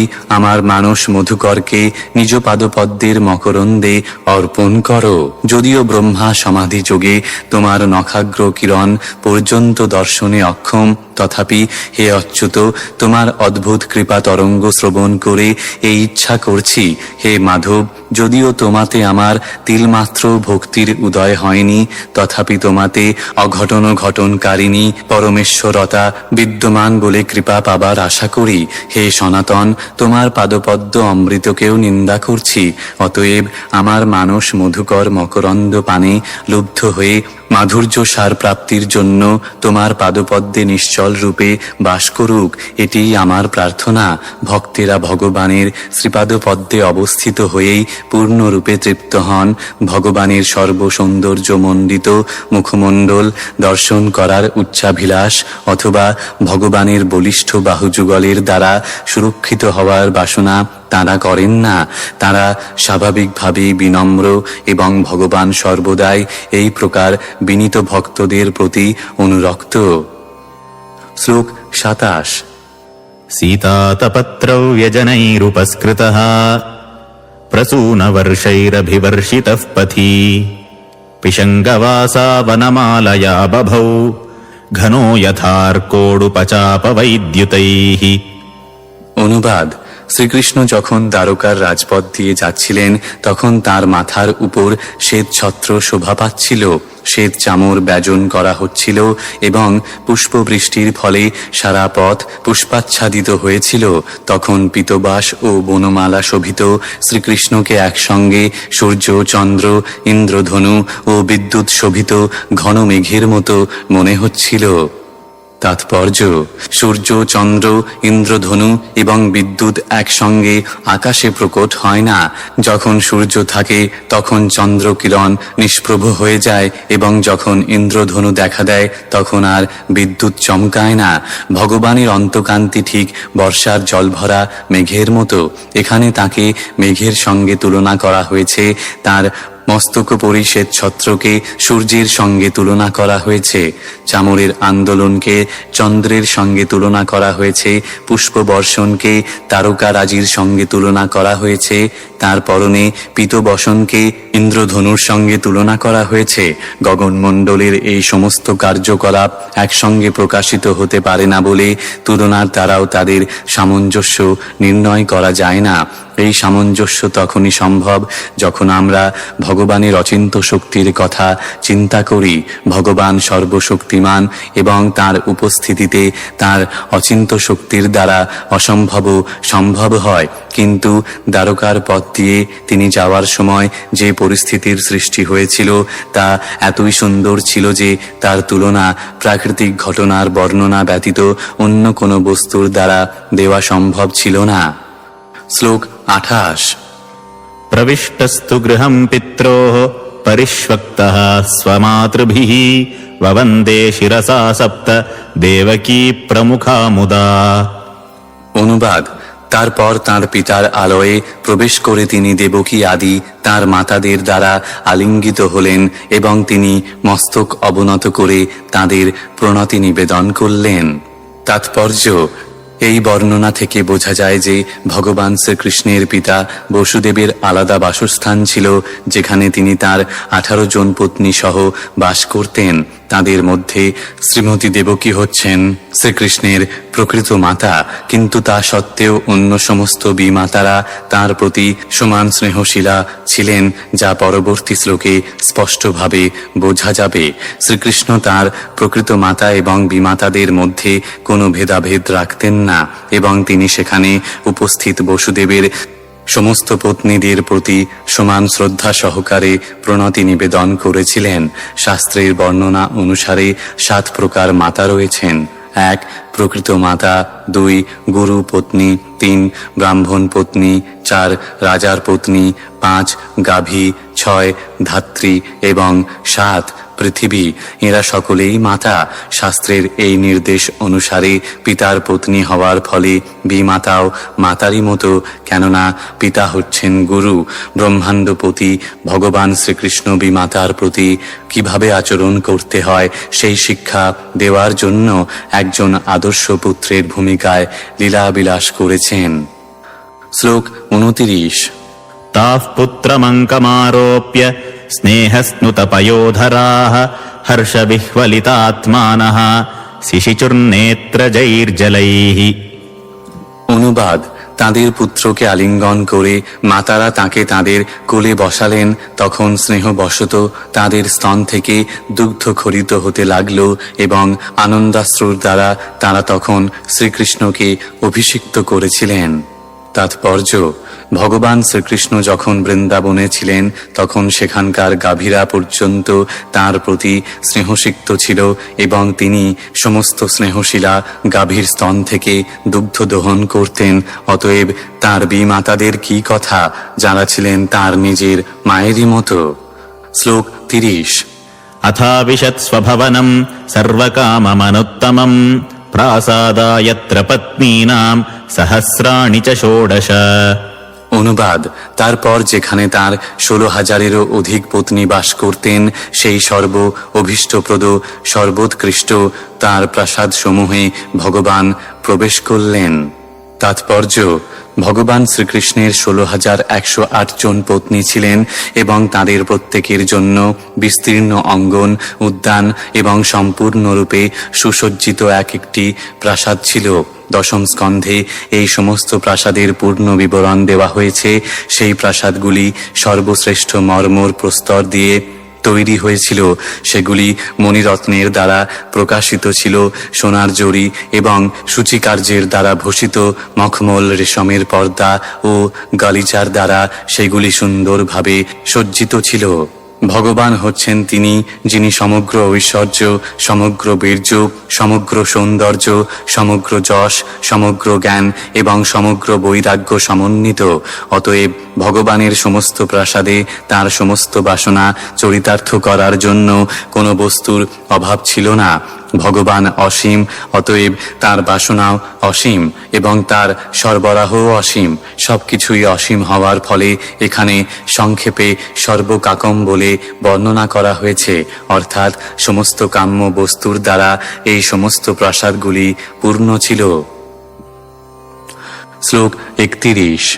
पत्न्यः पतिम् प्रोष्य गृहानुपागतम् विलोक्य सञ्जातमनो महोत्सवाः उत्तस्थुरारात् सहसा सनाशयात् साकं व्रतैर्व्रीडित लोचनाननाः।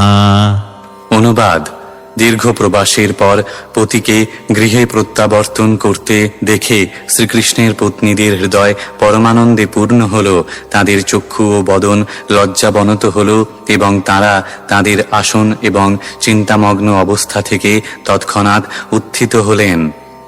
তাৎপর্য: পূর্বে উল্লেখ করা হয়েছে যে ভগবান তাঁর 16,108 জন মহিষীর প্রাসাদে প্রবেশ করেছিলেন। তার অর্থ হচ্ছে যে ভগবান তৎক্ষণাৎ যতজন মহিষী এবং প্রাসাদ ছিল তত সংখ্যায় নিজেকে বিস্তার করে সেই সমস্ত প্রাসাদে একই সময়ে প্রবেশ করেছিলেন। এটি তাঁর অন্তরঙ্গা শক্তির আরেকটি প্রকাশ। যদিও তিনি এক এবং অদ্বিতীয়, তথাপি তিনি তার ইচ্ছা অনুসারে নিজেকে অসংখ্য চিন্ময় রূপে বিস্তার করতে পারেন।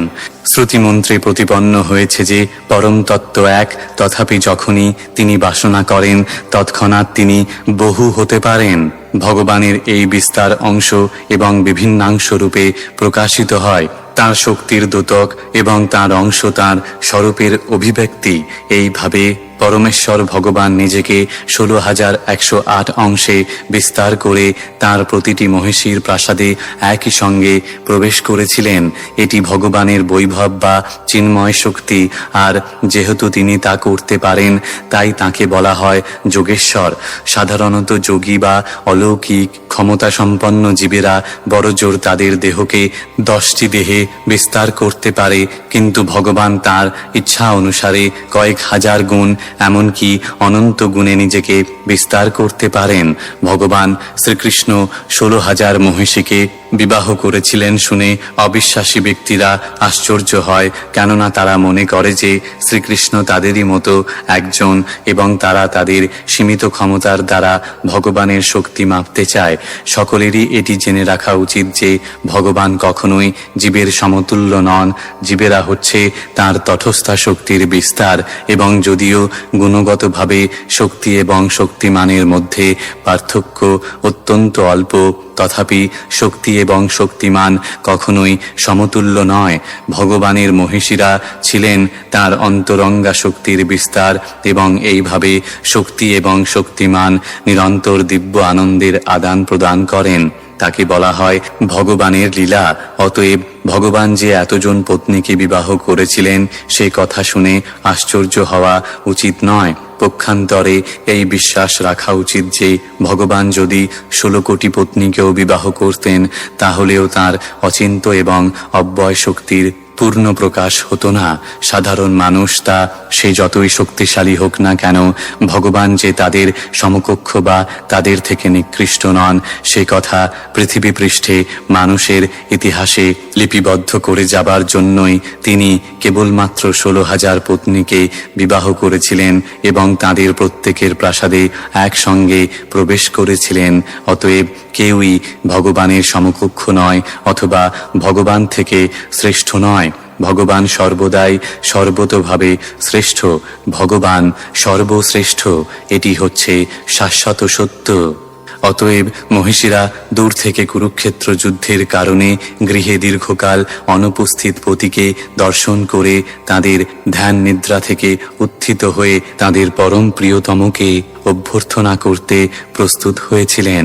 যাজ্ঞবল্কের ধর্মনীতি অনুসারে যে রমণীর প্রতি প্রবাসে রয়েছেন তার কোনো সামাজিক অনুষ্ঠান যোগদান করা উচিত নয়, তার দেহ অলঙ্কৃত করা উচিত নয়, হাসা উচিত নয় এবং কোনো অবস্থাতেই কোনো আত্মীয়ের গৃহে গমন করা উচিত নয়। যে রমণীর প্রতি প্রবাসে তিনি এই ব্রত অবলম্বন করেন, সেই সঙ্গে এই নির্দেশও দেওয়া হয়েছে যে পত্নী কখনো তার পতির সমক্ষে মলিন অবস্থায় উপস্থিত হবেন না। তাকে অলঙ্কারে বিভূষিত হয়ে সুন্দর বস্ত্রে সজ্জিত হয়ে প্রসন্ন এবং হরষিত অন্তরে পতির সমীপবর্তী হওয়া কর্তব্য। শ্রীকৃষ্ণের অনুপস্থিতির ফলে তার সমস্ত মহিষীরা সর্বদাই তার চিন্তায় মগ্ন থাকতেন এবং এইভাবে তারা সর্বদা তার ধ্যান করতেন। ভগবানের ভক্তেরা নিমেষের জন্য ভগবানের ধ্যান না করে থাকতে পারেন না। অতএব তার মহিষীদের কি কথা, যারা ছিলেন স্বয়ং লক্ষ্মী দেবী। ভগবানের দ্বারকা লীলায় তারা মহিষী রূপে অবতীর্ণ হয়েছিলেন। ভগবান থেকে কখনোই তাদের বিচ্ছিন্ন করা যায় না। ভগবানের উপস্থিতির দ্বারা অথবা ধ্যানের দ্বারা সর্বদাই তারা ভগবানের সঙ্গে যুক্ত। ভগবান যখন গোচারণ করার জন্য বৃন্দাবনের বনে চলে যেতেন, তখন ব্রজ গোপিকারা নিমেষের জন্য ভগবানকে ভুলতে পারতেন না। বাল্যাবস্থায় শ্রীকৃষ্ণ যখন গ্রামে অনুপস্থিত থাকতেন, তখন গৃহে বসে গোপিকারা কিভাবে ভগবান তাঁর কোমল পদকমলের দ্বারা কর্কশ ভূমিতে বিচরণ করছেন সেই কথা ভেবে উদ্বিগ্ন হতেন। এইভাবে চিন্তা করতে করতে তারা সমাধিমগ্ন হয়ে অত্যন্ত মর্মাহত হতেন। ভগবানের শুদ্ধ পার্ষদদের এই রকম অবস্থা হয়, তারা সর্বদাই সমাধিমগ্ন থাকেন। অতএব শ্রীকৃষ্ণের অনুপস্থিতিতে তার মহিষীরাও সমাধিস্থ ছিলেন, কিন্তু এখন দূর থেকে ভগবানকে দর্শন করে তারা তাদের সমস্ত কার্য ত্যাগ করেছিলেন। এমনকি স্ত্রীলোকদের যে ব্রতের বর্ণনা পূর্বে করা হয়েছে তাও তারা পরিত্যাগ করেছিলেন। শ্রীল বিশ্বনাথ চক্রবর্তী ঠাকুরের মতে তখন তাদের মনে এক স্বাভাবিক প্রতিক্রিয়া হয়েছিল। প্রথমে তারা তাদের আসন থেকে উত্থিত হয়েছিলেন, কেননা তারা তাদের পতিকে দর্শন করতে চেয়েছিলেন, কিন্তু স্ত্রী সুলভ লজ্জার ফলে তারা নিরস্ত হয়েছিলেন। প্রবল উৎকণ্ঠার ফলে তারা সেই দুর্বল অবস্থা দমন করে ভগবানকে আলিঙ্গন করার ভাবনায় অভিভূত হয়েছিলেন এবং সেই চিন্তা তাদের পারিপার্শ্বিক অবস্থা সম্বন্ধে অচেতন করেছিল। এই আনন্দময় অবস্থা তাদের সমস্ত লৌকিকতা ও সামাজিক রীতিনীতির অবসান ঘটিয়েছিল। তার ফলে তারা ভগবানের সঙ্গে মিলিত হওয়ার পথে সমস্ত বাধা বিপত্তি অতিক্রম করেছিলেন। আত্মার ঈশ্বর শ্রীকৃষ্ণের সঙ্গে মিলনের এটিই হচ্ছে চরম অবস্থা। শ্লোক 32।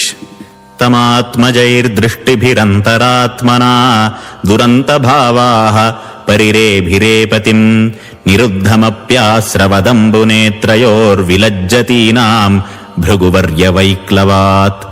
অনুবাদ: তাদের দুরন্ত ভাব ছিল এতই প্রবল যে লজ্জাশীলা মহিষীরা প্রথমে ভগবানকে তাদের অন্তরের অন্তঃস্থলে আলিঙ্গন করলেন, তারপর তারা তাকে চোখ দিয়ে আলিঙ্গন করলেন। তারপর তাকে আলিঙ্গন করার জন্য তারা তাদের পুত্রদের পাঠালেন।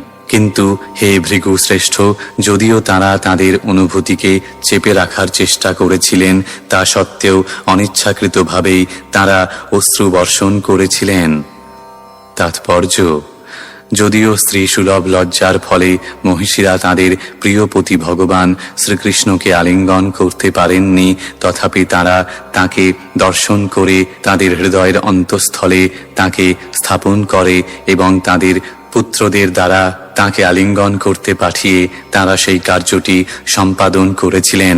কিন্তু তা সত্ত্বেও সেই কার্যটি অসমাপ্ত রয়ে গিয়েছিল। অশ্রু সংবরণ করার বহু চেষ্টা করা সত্ত্বেও তাদের গাল বেয়ে অশ্রু ঝরে পড়েছিল।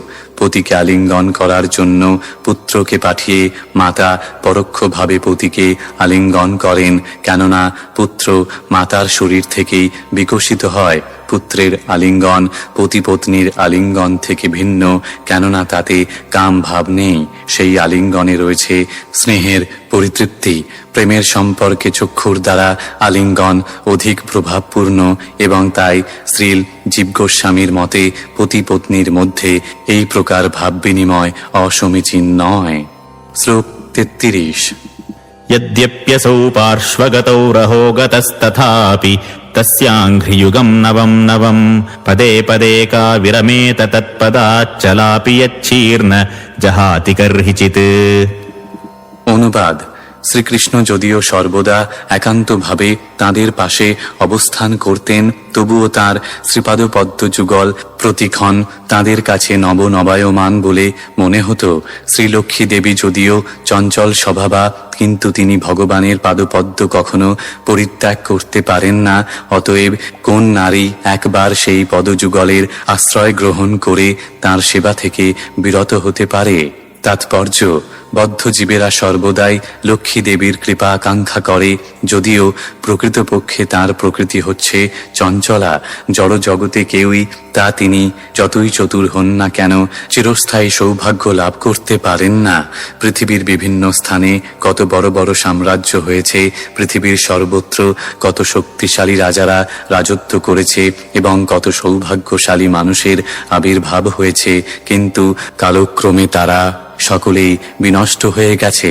এটি হচ্ছে জড়া প্রকৃতির নিয়ম, কিন্তু পারমার্থিক বিচার অন্য রকম।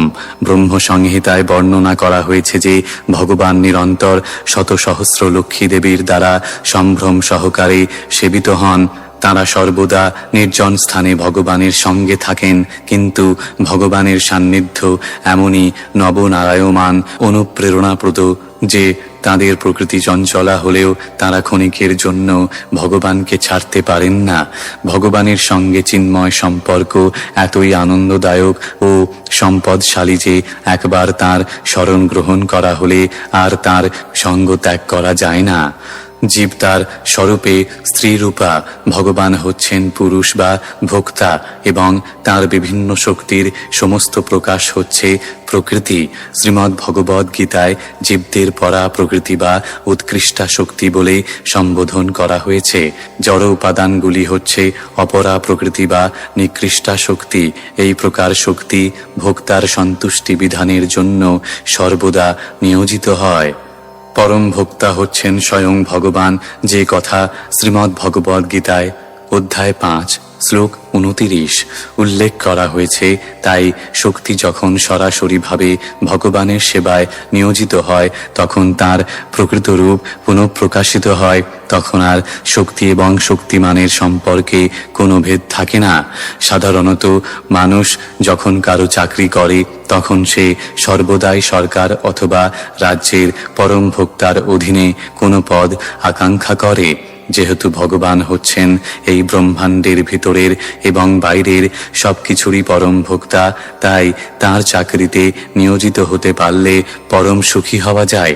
একবার ভগবানের সেবায় যুক্ত হলে জীব আর সেই পদ থেকে মুক্ত হতে চায় না। মানব জীবনের সর্বোচ্চ সিদ্ধি হচ্ছে ভগবানের পরম সেবা প্রাপ্ত হওয়া। তার ফলে মানুষ চরম সুখ লাভ করতে পারে। তখন আর তাকে ভগবানের সম্পর্ক ব্যতীত চঞ্চলা লক্ষ্মীর কৃপা অন্বেষণ করতে হয় না। শ্লোক 34 एवं नृपाणां क्षितिभारजन्मनामक्षौहिणीभिः परिवृत्ततेजसां विधाय वैरं श्वसनो यथानलं मिथो वधेनोपरतो निरायुधः। বায়ু যেমন বাঁশে বাঁশে পরস্পর সংঘর্ষণের দ্বারা অগ্নি উৎপন্ন করে বাঁশ বনকে দগ্ধ করে, ঠিক তেমনি পৃথিবীর ভারস্বরূপ অশ্ব, গজ, রথ, পদাতিক সমন্বিত বহু অক্ষহীনী সেনাযুক্ত দাম্ভিক রাজাদের পরস্পরের মধ্যে শত্রুতা উৎপাদন পূর্বক ভগবান শ্রীকৃষ্ণ স্বয়ং তাদের বধ করেছিলেন। তাৎপর্য: পূর্বে উল্লেখ করা হয়েছে যে ভগবানের সৃষ্টিরূপে প্রকাশিত হয়েছে যে সমস্ত বস্তু, সেগুলির প্রকৃত ভোক্তা জীব নয়। ভগবানই তার সৃষ্টিতে প্রকাশিত সবকিছুর ঈশ্বর এবং ভোক্তা। দুর্ভাগ্যবশত মায়া শক্তির প্রভাবে প্রকৃতির গুণের দ্বারা পরিচালিত হয়ে জীব মিথ্যা ভোক্তায় পরিণত হয়। ভগবান হওয়ার এই ভ্রান্ত ভাবনার গর্বে গর্বিত হয়ে মায়াচ্ছন্ন জীব নানা কার্যের দ্বারা তার জড়া শক্তি বৃদ্ধি করে এবং তার ফলে পৃথিবীর ভার এমনভাবে বর্ধিত করে যে তখন এই পৃথিবী প্রকৃতিস্থ মানুষদের পক্ষে বসবাসের সম্পূর্ণ অযোগ্য হয়ে যায়। এই অবস্থাকে বলা হয় ধর্মস্ব গ্লানি বা মানুষের শক্তির অসৎ ব্যবহার। এই প্রকার ধর্মের গ্লানি যখন অত্যন্ত প্রবল হয়ে ওঠে তখন পৃথিবীর ভারস্বরূপ সেই নিষ্ঠুর প্রশাসকদের প্রভাবে এমন এক দুর্দশাগ্রস্ত পরিস্থিতির সৃষ্টি হয় যে সৎ প্রবৃত্তি সম্পন্ন মানুষেরা তখন অত্যন্ত বিচলিত হয়ে পড়েন।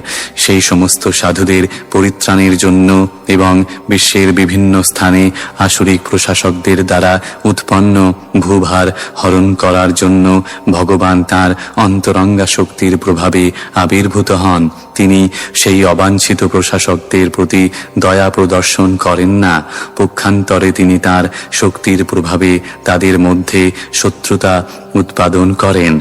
ঠিক যেমন বায়ুর প্রভাবে বাঁশের ঘর্ষণের ফলে অরণ্যে দাবানল জ্বলে ওঠে, অরণ্যে বায়ুর প্রভাবে আপনা থেকে দাবানল জ্বলে ওঠে, সেই রকম ভগবানের অদৃশ্য পরিকল্পনায় বিভিন্ন রাজনৈতিক দলের মধ্যে শত্রুতার সৃষ্টি হয়। অবাঞ্ছিত শাসকেরা তাদের ভ্রান্ত ক্ষমতা এবং রাজনৈতিক শক্তির গর্বে গর্বিত হয়ে আদর্শগত বিরোধের ফলে পরস্পরের সঙ্গে সংগ্রামে লিপ্ত হয় এবং তার ফলে তাদের সমস্ত ক্ষমতা ক্ষয় হয়ে যায়। পৃথিবীর ইতিহাস ভগবানের এই ইচ্ছা শক্তিকে প্রতিফলিত করে এবং জীব যতক্ষণ পর্যন্ত না ভগবানের সেবায় যুক্ত হয় ততক্ষণ তা ঘটতে থাকবে। শ্রীমদ্ ভগবদ গীতায় অধ্যায় 7 শ্লোক 14 সেই তথ্যটি অত্যন্ত প্রাঞ্জলভাবে বর্ণনা করা হয়েছে। সেখানে বলা হয়েছে, মায়া আমার শক্তি এবং সেই গুণময়ী মায়ার প্রভাব থেকে মুক্ত হওয়া আশ্রিত জীবের পক্ষে সম্ভব নয়, কিন্তু যারা আমার শরণাগত হয় তারা অনায়াসে এই মায়ার সমুদ্র অতিক্রম করতে পারে। তার অর্থ হচ্ছে যে কেউই সকাম কর্মের দ্বারা অথবা জল্পনা কল্পনা প্রসূত দর্শনের দ্বারা অথবা আদর্শের দ্বারা এই জগতে শান্তি এবং সমৃদ্ধি প্রতিষ্ঠা করতে পারে না। একমাত্র উপায় হচ্ছে পরমেশ্বর ভগবানের শরণাগত হওয়া এবং তার ফলেই কেবল মায়ার মোহময়ী প্রভাব থেকে মুক্ত হওয়া যায়। দুর্ভাগ্যবশত যে সমস্ত মানুষেরা ধ্বংসাত্মক কার্যকলাপে লিপ্ত তারা পরমেশ্বর ভগবানের শরণাগত হতে পারে না, তারা সকলেই হচ্ছে মহামূর্খ, তারা নরাধম। আপাত দৃষ্টিতে যদিও তাদের শিক্ষিত বলে মনে হয়, কিন্তু প্রকৃতপক্ষে তাদের জ্ঞান অপহৃত হয়েছে। তারা সকলেই আসরিক মনোভাবাপন্ন এবং তাই তারা সর্বদা ভগবানের পরম শক্তির সঙ্গে প্রতিদ্বন্দ্বিতা করে। যারা অত্যন্ত জড়বাদী তারা সর্বদা জড় ক্ষমতা এবং শক্তির জন্য লালায়িত। নিঃসন্দেহে তারা হচ্ছে সবচাইতে বড় মূর্খ, কেননা তাদের জীবনী শক্তি সম্বন্ধে কোনো ধারণা নেই। পারমার্থিক বিজ্ঞান সম্বন্ধে অজ্ঞতার ফলে তারা জড়বিজ্ঞানে মগ্ন থাকে, যা জড়দেহের সঙ্গে সঙ্গে বিনাশপ্রাপ্ত হয়। তারা হচ্ছে নরাধম, কেননা মনুষ্য জীবনের বিশেষ উদ্দেশ্য হচ্ছে ভগবানের সঙ্গে হারিয়ে যাওয়া সম্পর্কের পুনঃপ্রতিষ্ঠা করা। আর জড়জাগতিক কার্যকলাপে যুক্ত থেকে তারা সেই সুযোগটি হারায়। তাদের জ্ঞান অপহৃত হয়েছে, কেননা দীর্ঘ জল্পনা কল্পনার পরেও তারা পরমেশ্বর ভগবানকে জানতে পারে না, যিনি হচ্ছেন সবকিছুর সারাতিসার। আর তারা সকলেই আসরিক ভাবাপন্ন এবং তাই তাদের রাবণ, হিরণ্যকশিপু, কংস আদি জড়বাদী অসুরদের পরিণতি ভোগ করতে হয়। শ্লোক 35 स एष नरलोकेऽस्मिन्नवतीर्णः स्वमायया रेमे स्त्रीरत्नकूटस्थो भगवान् प्राकृतो यथा। অনুবাদ, সেই পরমেশ্বর ভগবান শ্রীকৃষ্ণ অহেতুকী কৃপার প্রভাবে তার অন্তরঙ্গা শক্তিকে আশ্রয় করে এই পৃথিবীতে অবতীর্ণ হয়ে প্রাকৃত লোকের মতো সর্বশ্রেষ্ঠ রমণীদের মধ্যে অবস্থান করে আনন্দ উপভোগ করেছিলেন। তাৎপর্য, ভগবান বিবাহ করে একজন গৃহস্থের মতো জীবনযাপন করেছিলেন। এটি অবশ্য একটি জড়জাগতিক কার্যের মতো, কিন্তু যখন আমরা জানতে পারি যে তিনি 16,108 জন পত্নীকে বিবাহ করেছিলেন এবং তাদের প্রত্যেকের সঙ্গে আলাদা আলাদা প্রাসাদে স্বতন্ত্রভাবে বাস করেছিলেন, তখন অবশ্যই বোঝা যায় যে তার সেই কার্য জড়জাগতিক ছিল না। তাই তার যোগ্য পত্নীদের সঙ্গে গৃহস্থের মতো বসবাস কখনোই জড়জাগতিক ছিল না এবং তাদের সঙ্গে তার আচরণ জড়জাগতিক যৌন সম্পর্ক বলে কখনো মনে করা উচিত নয়। যে সমস্ত রমণীরা ভগবানের পত্নী হয়েছিলেন তারা অবশ্যই কোনো সাধারণ রমণী ছিলেন না, কেননা কোটি কোটি জন্মের তপস্যার ফলেই কেবল পরমেশ্বর ভগবানকে পতিরূপে লাভ করা যায়। ভগবান যখন বিভিন্ন লোকে অথবা ভূলোকে আবির্ভূত হন, তখন তিনি তার অপ্রাকৃত লীলা প্রদর্শন করার মাধ্যমে বদ্ধজীবদের তাঁর সঙ্গে নিত্যদাস্য, সখ্য, বাৎসল্য এবং মধুর রসের চিন্ময় সম্পর্কে যুক্ত হওয়ার জন্য আকর্ষণ করেন। ভগবানের সঙ্গে এই যে সেবার সম্পর্ক, তা জড়জগতে বিকৃত রূপে প্রদর্শিত হয় এবং সেই সম্পর্ক অসময়ে ছিন্ন হয়ে দুঃখ ও বেদনার অনুভূতিতে পর্যবসিত হয়। জড়া প্রকৃতির দ্বারা আবদ্ধ হওয়ার ফলে মায়াগ্রস্ত জীব বুঝতে পারে না যে এই জড়জগতে তাদের সমস্ত সম্পর্ক অনিত্য এবং উন্মত্ততায় পূর্ণ। এই সমস্ত সম্পর্ক জীবকে কখনো নিত্য সুখ লাভে সাহায্য করতে পারে না, কিন্তু সেই সম্পর্ক যদি ভগবানের সঙ্গে প্রতিষ্ঠিত হয়, তাহলে এই জড়দেহ পরিত্যাগ করার পর আমরা ভগবানের সঙ্গে আমাদের বাসনা অনুসারে নিত্য সম্পর্কে যুক্ত হয়ে চিৎজগতে ফিরে যেতে পারি। তাই যে সমস্ত রমণীর সঙ্গে ভগবান তাদের পতিরূপে বাস করেছিলেন, তারা এই জড়জগতের রমণী ছিলেন না। পক্ষান্তরে তারা ছিলেন ভগবানের সঙ্গে নিত্য সম্পর্কে যুক্ত তার চিন্ময় পত্নী। সেটি এমনই একটি স্থিতি যা তারা তাদের ভগবত ভক্তির পূর্ণতার মাধ্যমে লাভ করেছিলেন। সেটি তাদের যোগ্যতা। ভগবান হচ্ছেন পরম ব্রহ্ম বা পরমেশ্বর। বদ্ধজীবেরা কেবল এই পৃথিবীতেই নয়, ব্রহ্মাণ্ডের অন্য সমস্ত লোকেও নিত্য সুখের অন্বেষণ করছে, কেননা তাদের স্বরূপে তারা হচ্ছে চিৎস্ফুলিঙ্গ এবং তাই তারা ভগবানের সৃষ্টির যে কোনো অংশে ভ্রমণ করতে পারে। কিন্তু জড়া প্রকৃতির গুণের দ্বারা আবদ্ধ হয়ে পড়ার ফলে তারা অন্তরিক্ষ যানের দ্বারা গগন মার্গে বিচরণ করতে চায় এবং তাই তাদের গন্তব্যস্থলে পৌঁছাতে অক্ষম হয়। মাধ্যাকর্ষণ শক্তি তাদের একটি কারাগারের কয়েদির মতো শৃঙ্খলের দ্বারা বেঁধে রাখে। অন্যান্য প্রক্রিয়ার দ্বারা তারা অন্যান্য স্থানে পৌঁছাতে পারে, কিন্তু তারা যদি ব্রহ্মাণ্ডের সর্বোচ্চ লোকেও যায়, সেখানেও জন্ম জন্মান্তরে যে নিত্য সুখের অন্বেষণ তারা করছে তা লাভ করতে পারে না। কিন্তু তারা যখন প্রকৃতিস্থ হয়, তখন নিশ্চিতভাবে জানতে পারে যে জন্ম জন্মান্তর ধরে তারা যে অন্তহীন সুখের অন্বেষণ করছে তা তারা এই জড়জগতে কখনোই লাভ করতে পারবে না। সেই কথা বুঝতে পেরে তারা তখন ব্রহ্মানন্দের অন্বেষণ করে। প্রকৃতপক্ষে পরম পুরুষ পরব্রহ্ম এই জড়জগতের কোথাও কখনো সুখের অন্বেষণ করেন না। এমনকি তার সুখের সামগ্রী এই জড়জগতের কোথাও পাওয়া যায় না। তিনি নির্বিশেষ নন, যেহেতু তিনি অসংখ্য জীবের নায়ক এবং পরম পুরুষ, তাই তিনি কখনো নির্বিশেষ বা নিরাকার হতে পারেন না। তার রূপ ঠিক আমাদের মতো এবং সমস্ত জীবের যে সমস্ত প্রবণতা রয়েছে তা পূর্ণরূপে তার মধ্যে রয়েছে। তিনি ঠিক আমাদের মতোই বিবাহ করেন, কিন্তু তার বিবাহ জড়জাগতিক নয় অথবা আমাদের বদ্ধ অবস্থার অভিজ্ঞতার দ্বারা সীমিত নয়। তাই তার পত্নীদের জড়জাগতিক রমণীদের মতো মনে হলেও প্রকৃতপক্ষে তারা সকলেই দিব্যমুক্ত আত্মা, যারা হচ্ছেন ভগবানের অন্তরঙ্গা শক্তির পূর্ণ প্রকাশ। শ্লোক 36। উদ্ধামভাবপিশুনামলবল্গুহাস व्रीडावलोकनिहतो मदनोऽपि यासाम् सम्मुह्य चापमजहात् प्रमदोत्तमास्ता यस्येन्द्रियम् विमथितुम् कुहकैर्न शेकुः। অনুবাদ: যদিও পরমা সুন্দরী মহিষীদের গূঢ় ভঙ্গিসূচক নির্মল মনোহর হাস্য এবং সলজ্জ দৃষ্টিপাতে স্বয়ং কন্দর্প পরাভূত হয়ে হতাশায় তাঁর পুষ্পধনু পরিত্যাগ করেন এবং মহাধৈর্যশালী সাক্ষাৎ মহাদেবও সম্মোহপ্রাপ্ত হন, কিন্তু তবুও তাঁদের মোহিনী বিদ্যা এবং আকর্ষণী শক্তির দ্বারা তাঁরা ভগবান শ্রীকৃষ্ণের ইন্দ্রিয় বিচলিত করতে পারেননি। তাৎপর্য: মুক্তির পথ বা ভগবত ধামে ফিরে যাওয়ার পথ সর্বদা স্ত্রীসঙ্গ করতে নিষেধ করে এবং পূর্ণ সনাতন ধর্ম বা বর্ণাশ্রম ধর্ম স্ত্রীলোকদের সঙ্গ করতে নিষেধ করে বা তা নিয়ন্ত্রণ করে। তাহলে যে ব্যক্তি 16,000-এরও অধিক পত্নীর প্রতি আসক্ত ছিলেন, তাকে কিভাবে পরমেশ্বর ভগবান বলে স্বীকার করা যায়?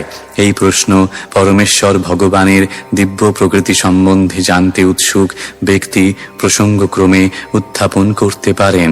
আর তার সেই প্রকার প্রশ্নের উত্তর দেওয়ার জন্যই নৈমিষারণ্যের ঋষিরা এই শ্লোকে এবং পরবর্তী শ্লোকে ভগবানের দিব্য প্রকৃতি সম্বন্ধে আলোচনা করেছেন।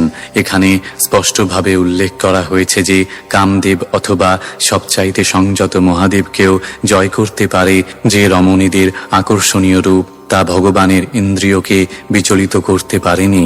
কামদেবের কাজ হচ্ছে জড়কাম উদ্দীপ্ত করা। কামদেবের বাণের আঘাতে জর্জরিত হয়ে সমস্ত ব্রহ্মাণ্ড চালিত হচ্ছে। স্ত্রী এবং পুরুষের পরস্পরের প্রতি আকর্ষণই হচ্ছে জগতের সমস্ত কার্যকলাপের প্রকৃত প্রেরণা। পুরুষ তার মনোমত সঙ্গিনীর অন্বেষণ করছে এবং স্ত্রী তার যোগ্য পুরুষের অন্বেষণ করছে। সেটি হচ্ছে জড়জগতের উদ্দীপনা এবং যখনই একজন পুরুষ একজন স্ত্রীর সঙ্গে মিলিত হয়, তখনই যৌন সম্পর্কের দ্বারা জীব দৃঢ় বন্ধনে আবদ্ধ হয়ে পড়ে। তার ফলে গৃহ, মাতৃভূমি, সন্তান, সমাজ, মৈত্রী এবং সম্পত্তি সংগ্রহের প্রতি স্ত্রী ও পুরুষ উভয়ই আকৃষ্ট হয়। সেটি তখন তাদের মায়িক কার্যক্ষেত্রে পরিণত হয়। এইভাবে দুঃখ দুর্দশাপূর্ণ অনিত্য জড় অস্তিত্বের প্রতি মিথ্যা অথচ অপরিহার্য আকর্ষণ প্রকট হয়। তাই যারা ভগবত ধামে ফিরে যাওয়ার জন্য মুক্তির পথে বিচরণ করছেন, সমস্ত শাস্ত্রে তাদের জড়জগতের এই সমস্ত আকর্ষণ থেকে মুক্ত হওয়ার জন্য উপদেশ দেওয়া হয়েছে। মহাত্মা বা ভগবত ভক্তের সঙ্গ প্রভাবেই কেবল তা সম্ভব। কামদেব জীবদের উপর তার স্বর নিক্ষেপ করে তাদের বিপরীত লিঙ্গের প্রতি উন্মাদ করে তুলছে, তা সে সুন্দর হোক বা অসুন্দর হোক। কামদেব এইভাবে সকলকে প্ররোচিত করছে, এমনকি সভ্য মানুষদের বিচারে অত্যন্ত কুৎসিত পশুদেরও। এইভাবে কামদেব সবচাইতে কুৎসিতদের উপরেও তার প্রভাব বিস্তার করছে। অতএব যারা সর্বতোভাবে সুন্দর, তাদের আর কি কথা? ভগবান শিব, যাকে পরম সহিষ্ণু বলে মনে করা হয়, তিনিও কামদেবের বাণের আঘাতে মোহিনী রূপী ভগবানের অবতারের প্রতি উন্মত্ত হয়েছিলেন। এইভাবে শিবও কন্দর্পের কাছে পরাজিত হয়েছিলেন।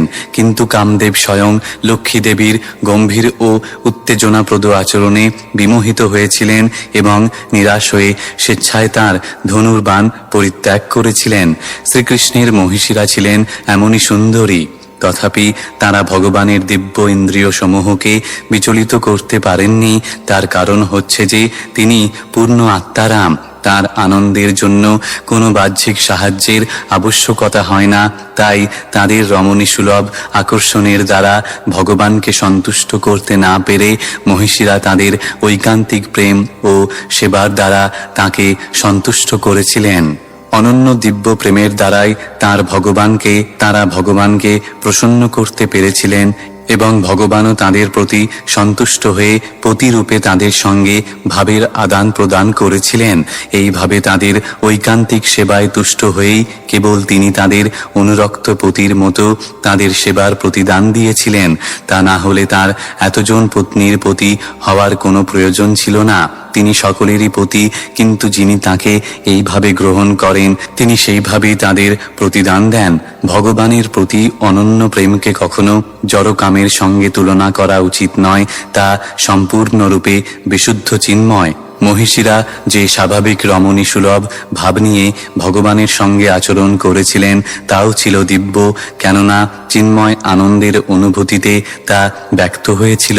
পূর্ববর্তী শ্লোকে ইতিমধ্যেই বিশ্লেষণ করা হয়েছে যে ভগবানকে একজন সাধারণ পতির মতো মনে হলেও প্রকৃতপক্ষে তার পত্নীদের সঙ্গে তার সম্পর্ক ছিল চিন্ময়, বিশুদ্ধ এবং জরা প্রকৃতির গুণের প্রভাব থেকে সম্পূর্ণ মুক্ত। শ্লোক 37। তময়ম মন্যতে লোকো হ্যসঙ্গমপি সঙ্গিনম আত্মৌপম্যেন মনুজম ব্যাপৃণ্বানম যতো বুধঃ। অনুবাদ: মায়া মুগ্ধ বিষয়াসক্ত মানুষেরা শ্রীকৃষ্ণকে তাদেরই মতো একজন সাধারণ মানুষ বলে মনে করে। তত্ত্বজ্ঞানের অভাবে তারা নিরাসক্ত প্রাকৃত সংঘাতিত শ্রীকৃষ্ণকে জড়ের দ্বারা প্রভাবিত প্রকৃতির সঙ্গী বলে মনে করে। তাৎপর্য: এখানে অবুধ শব্দটি তাৎপর্যপূর্ণ। অজ্ঞানতা বশতই কেবল মূর্খ জড়বাদী তার্কিকেরা পরমেশ্বর ভগবানকে বুঝতে না পেরে তাদের প্রচার কার্যের দ্বারা নির্বোধ মানুষদের মধ্যে তাদের মূর্খতাপূর্ণ বিচারের প্রসার করে থাকে। পরমেশ্বর ভগবান শ্রীকৃষ্ণ হচ্ছেন আদি পরম পুরুষ ভগবান, এবং তিনি যখন স্বয়ং সকলের সমক্ষে বিদ্যমান ছিলেন তখন তিনি জীবনের প্রত্যেক ক্ষেত্রে তাঁর পূর্ণ দিব্য শক্তি প্রদর্শন করেছিলেন। শ্রীমদ্ ভাগবতের প্রথম শ্লোকে আমরা বিশ্লেষণ করেছি যে তিনি হচ্ছেন সম্পূর্ণ স্বতন্ত্র এবং তার ইচ্ছা অনুসারে তিনি যা খুশি করতে পারেন, কিন্তু তার সমস্ত কার্যকলাপই সচ্চিদানন্দময়।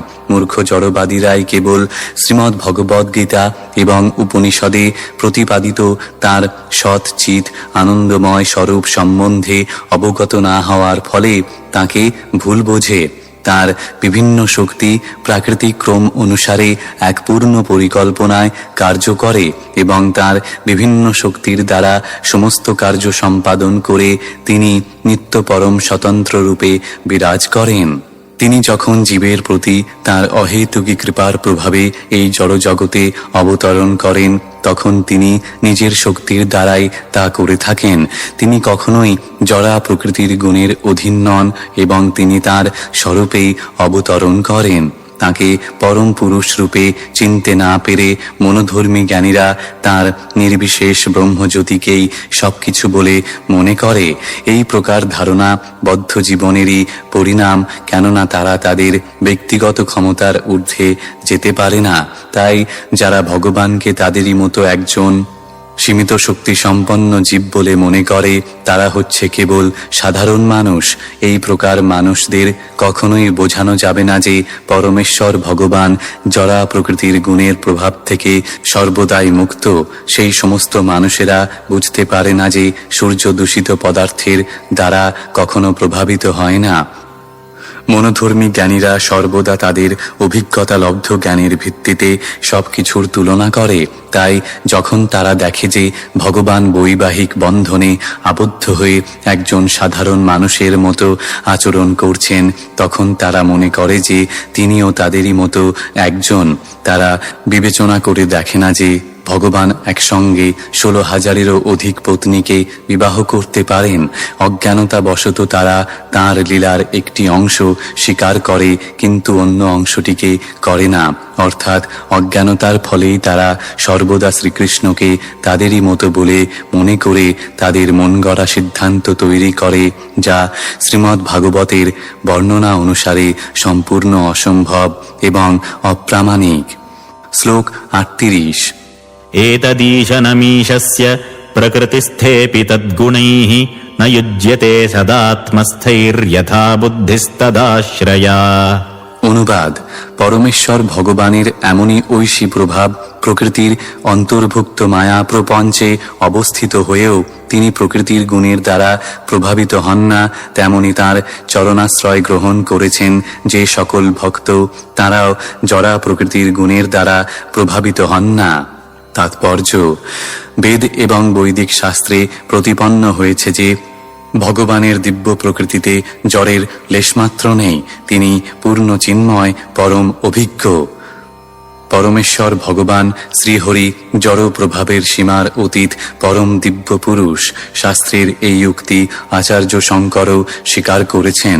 কেউ তর্ক করে বলতে পারে যে লক্ষ্মী দেবীর সঙ্গে তার সম্পর্ক দিব্য হতে পারে, কিন্তু যদুবংশে জন্মগ্রহণ করার ফলে সেই বংশের সঙ্গে তার সম্পর্ক অথবা তার দ্বারা জরাসন্ধ আদি নাস্তিক অসুরদের হত্যা, যা সরাসরিভাবে জরা প্রকৃতির গুণের সঙ্গে যুক্ত, সে বিষয়ে কি বলা যাবে? তার উত্তরে বলা হয়েছে যে পরমেশ্বর ভগবানের চিন্ময়ত্ব কখনোই জরা প্রকৃতির গুণের সংস্পর্শে আসে না। প্রকৃতপক্ষে তিনি এই সমস্ত গুণের সঙ্গে যুক্ত, কারণ তিনি হচ্ছেন সবকিছুর পরম উৎস।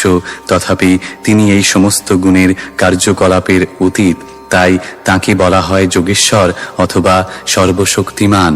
তার জ্ঞানবান ভক্তরা পর্যন্ত জরা প্রকৃতির গুণের দ্বারা প্রভাবিত হন না। বৃন্দাবনের মহান স্বর্গস্বামীগণ সকলেই ছিলেন অত্যন্ত ধনী এবং সম্ভ্রান্ত বংশোদ্ভূত, কিন্তু তারা যখন বৃন্দাবনে ভিক্ষু জীবন অবলম্বন করেছিলেন তখন আপাত দৃষ্টিতে তাদের অত্যন্ত দারিদ্র্যগ্রস্ত বলে মনে হলেও প্রকৃতপক্ষে তারা ছিলেন পারমার্থিক সম্পদে সবচাইতে ধনী।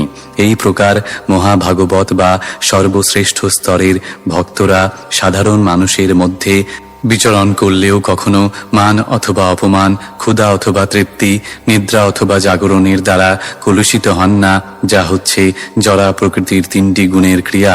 তেমনি তাদের কেউ কেউ জড়জাগতিক কার্যকলাপে লিপ্ত রয়েছে বলে মনে হলেও তারা কখনো তার দ্বারা প্রভাবিত হন না।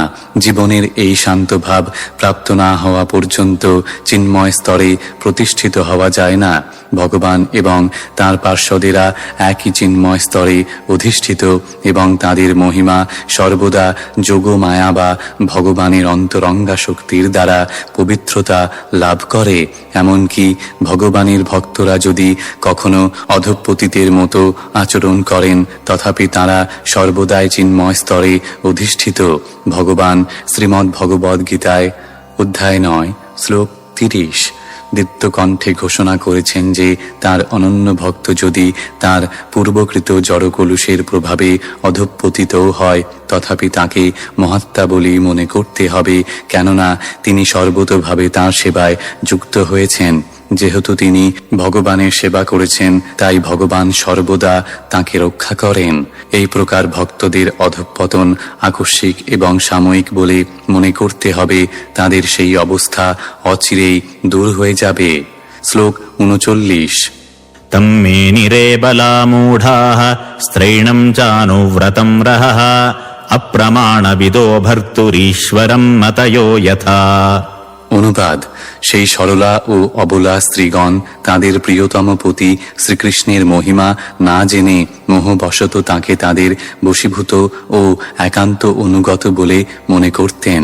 নাস্তিকেরা যেমন ভগবানের পরমেশ্বরত্ব উপলব্ধি করতে পারে না, তেমনি তারা তাদের পতির মহিমা রাজির পরিসীমা সম্বন্ধে অবগত ছিলেন না। তাৎপর্য: ভগবান শ্রীকৃষ্ণের দিব্য পত্নীরাও তার অন্তহীন মহিমা সম্বন্ধে পূর্ণরূপে অবগত ছিলেন না। তাদের এই অজ্ঞতা জড়জাগতিক ছিল না, কেননা ভগবান এবং তার নিত্য পার্ষদদের মধ্যে ভাবের আদান প্রদানের জন্য ভগবানের অন্তরঙ্গা শক্তি বা যোগমায়ার কিছু কারসাজি থাকে।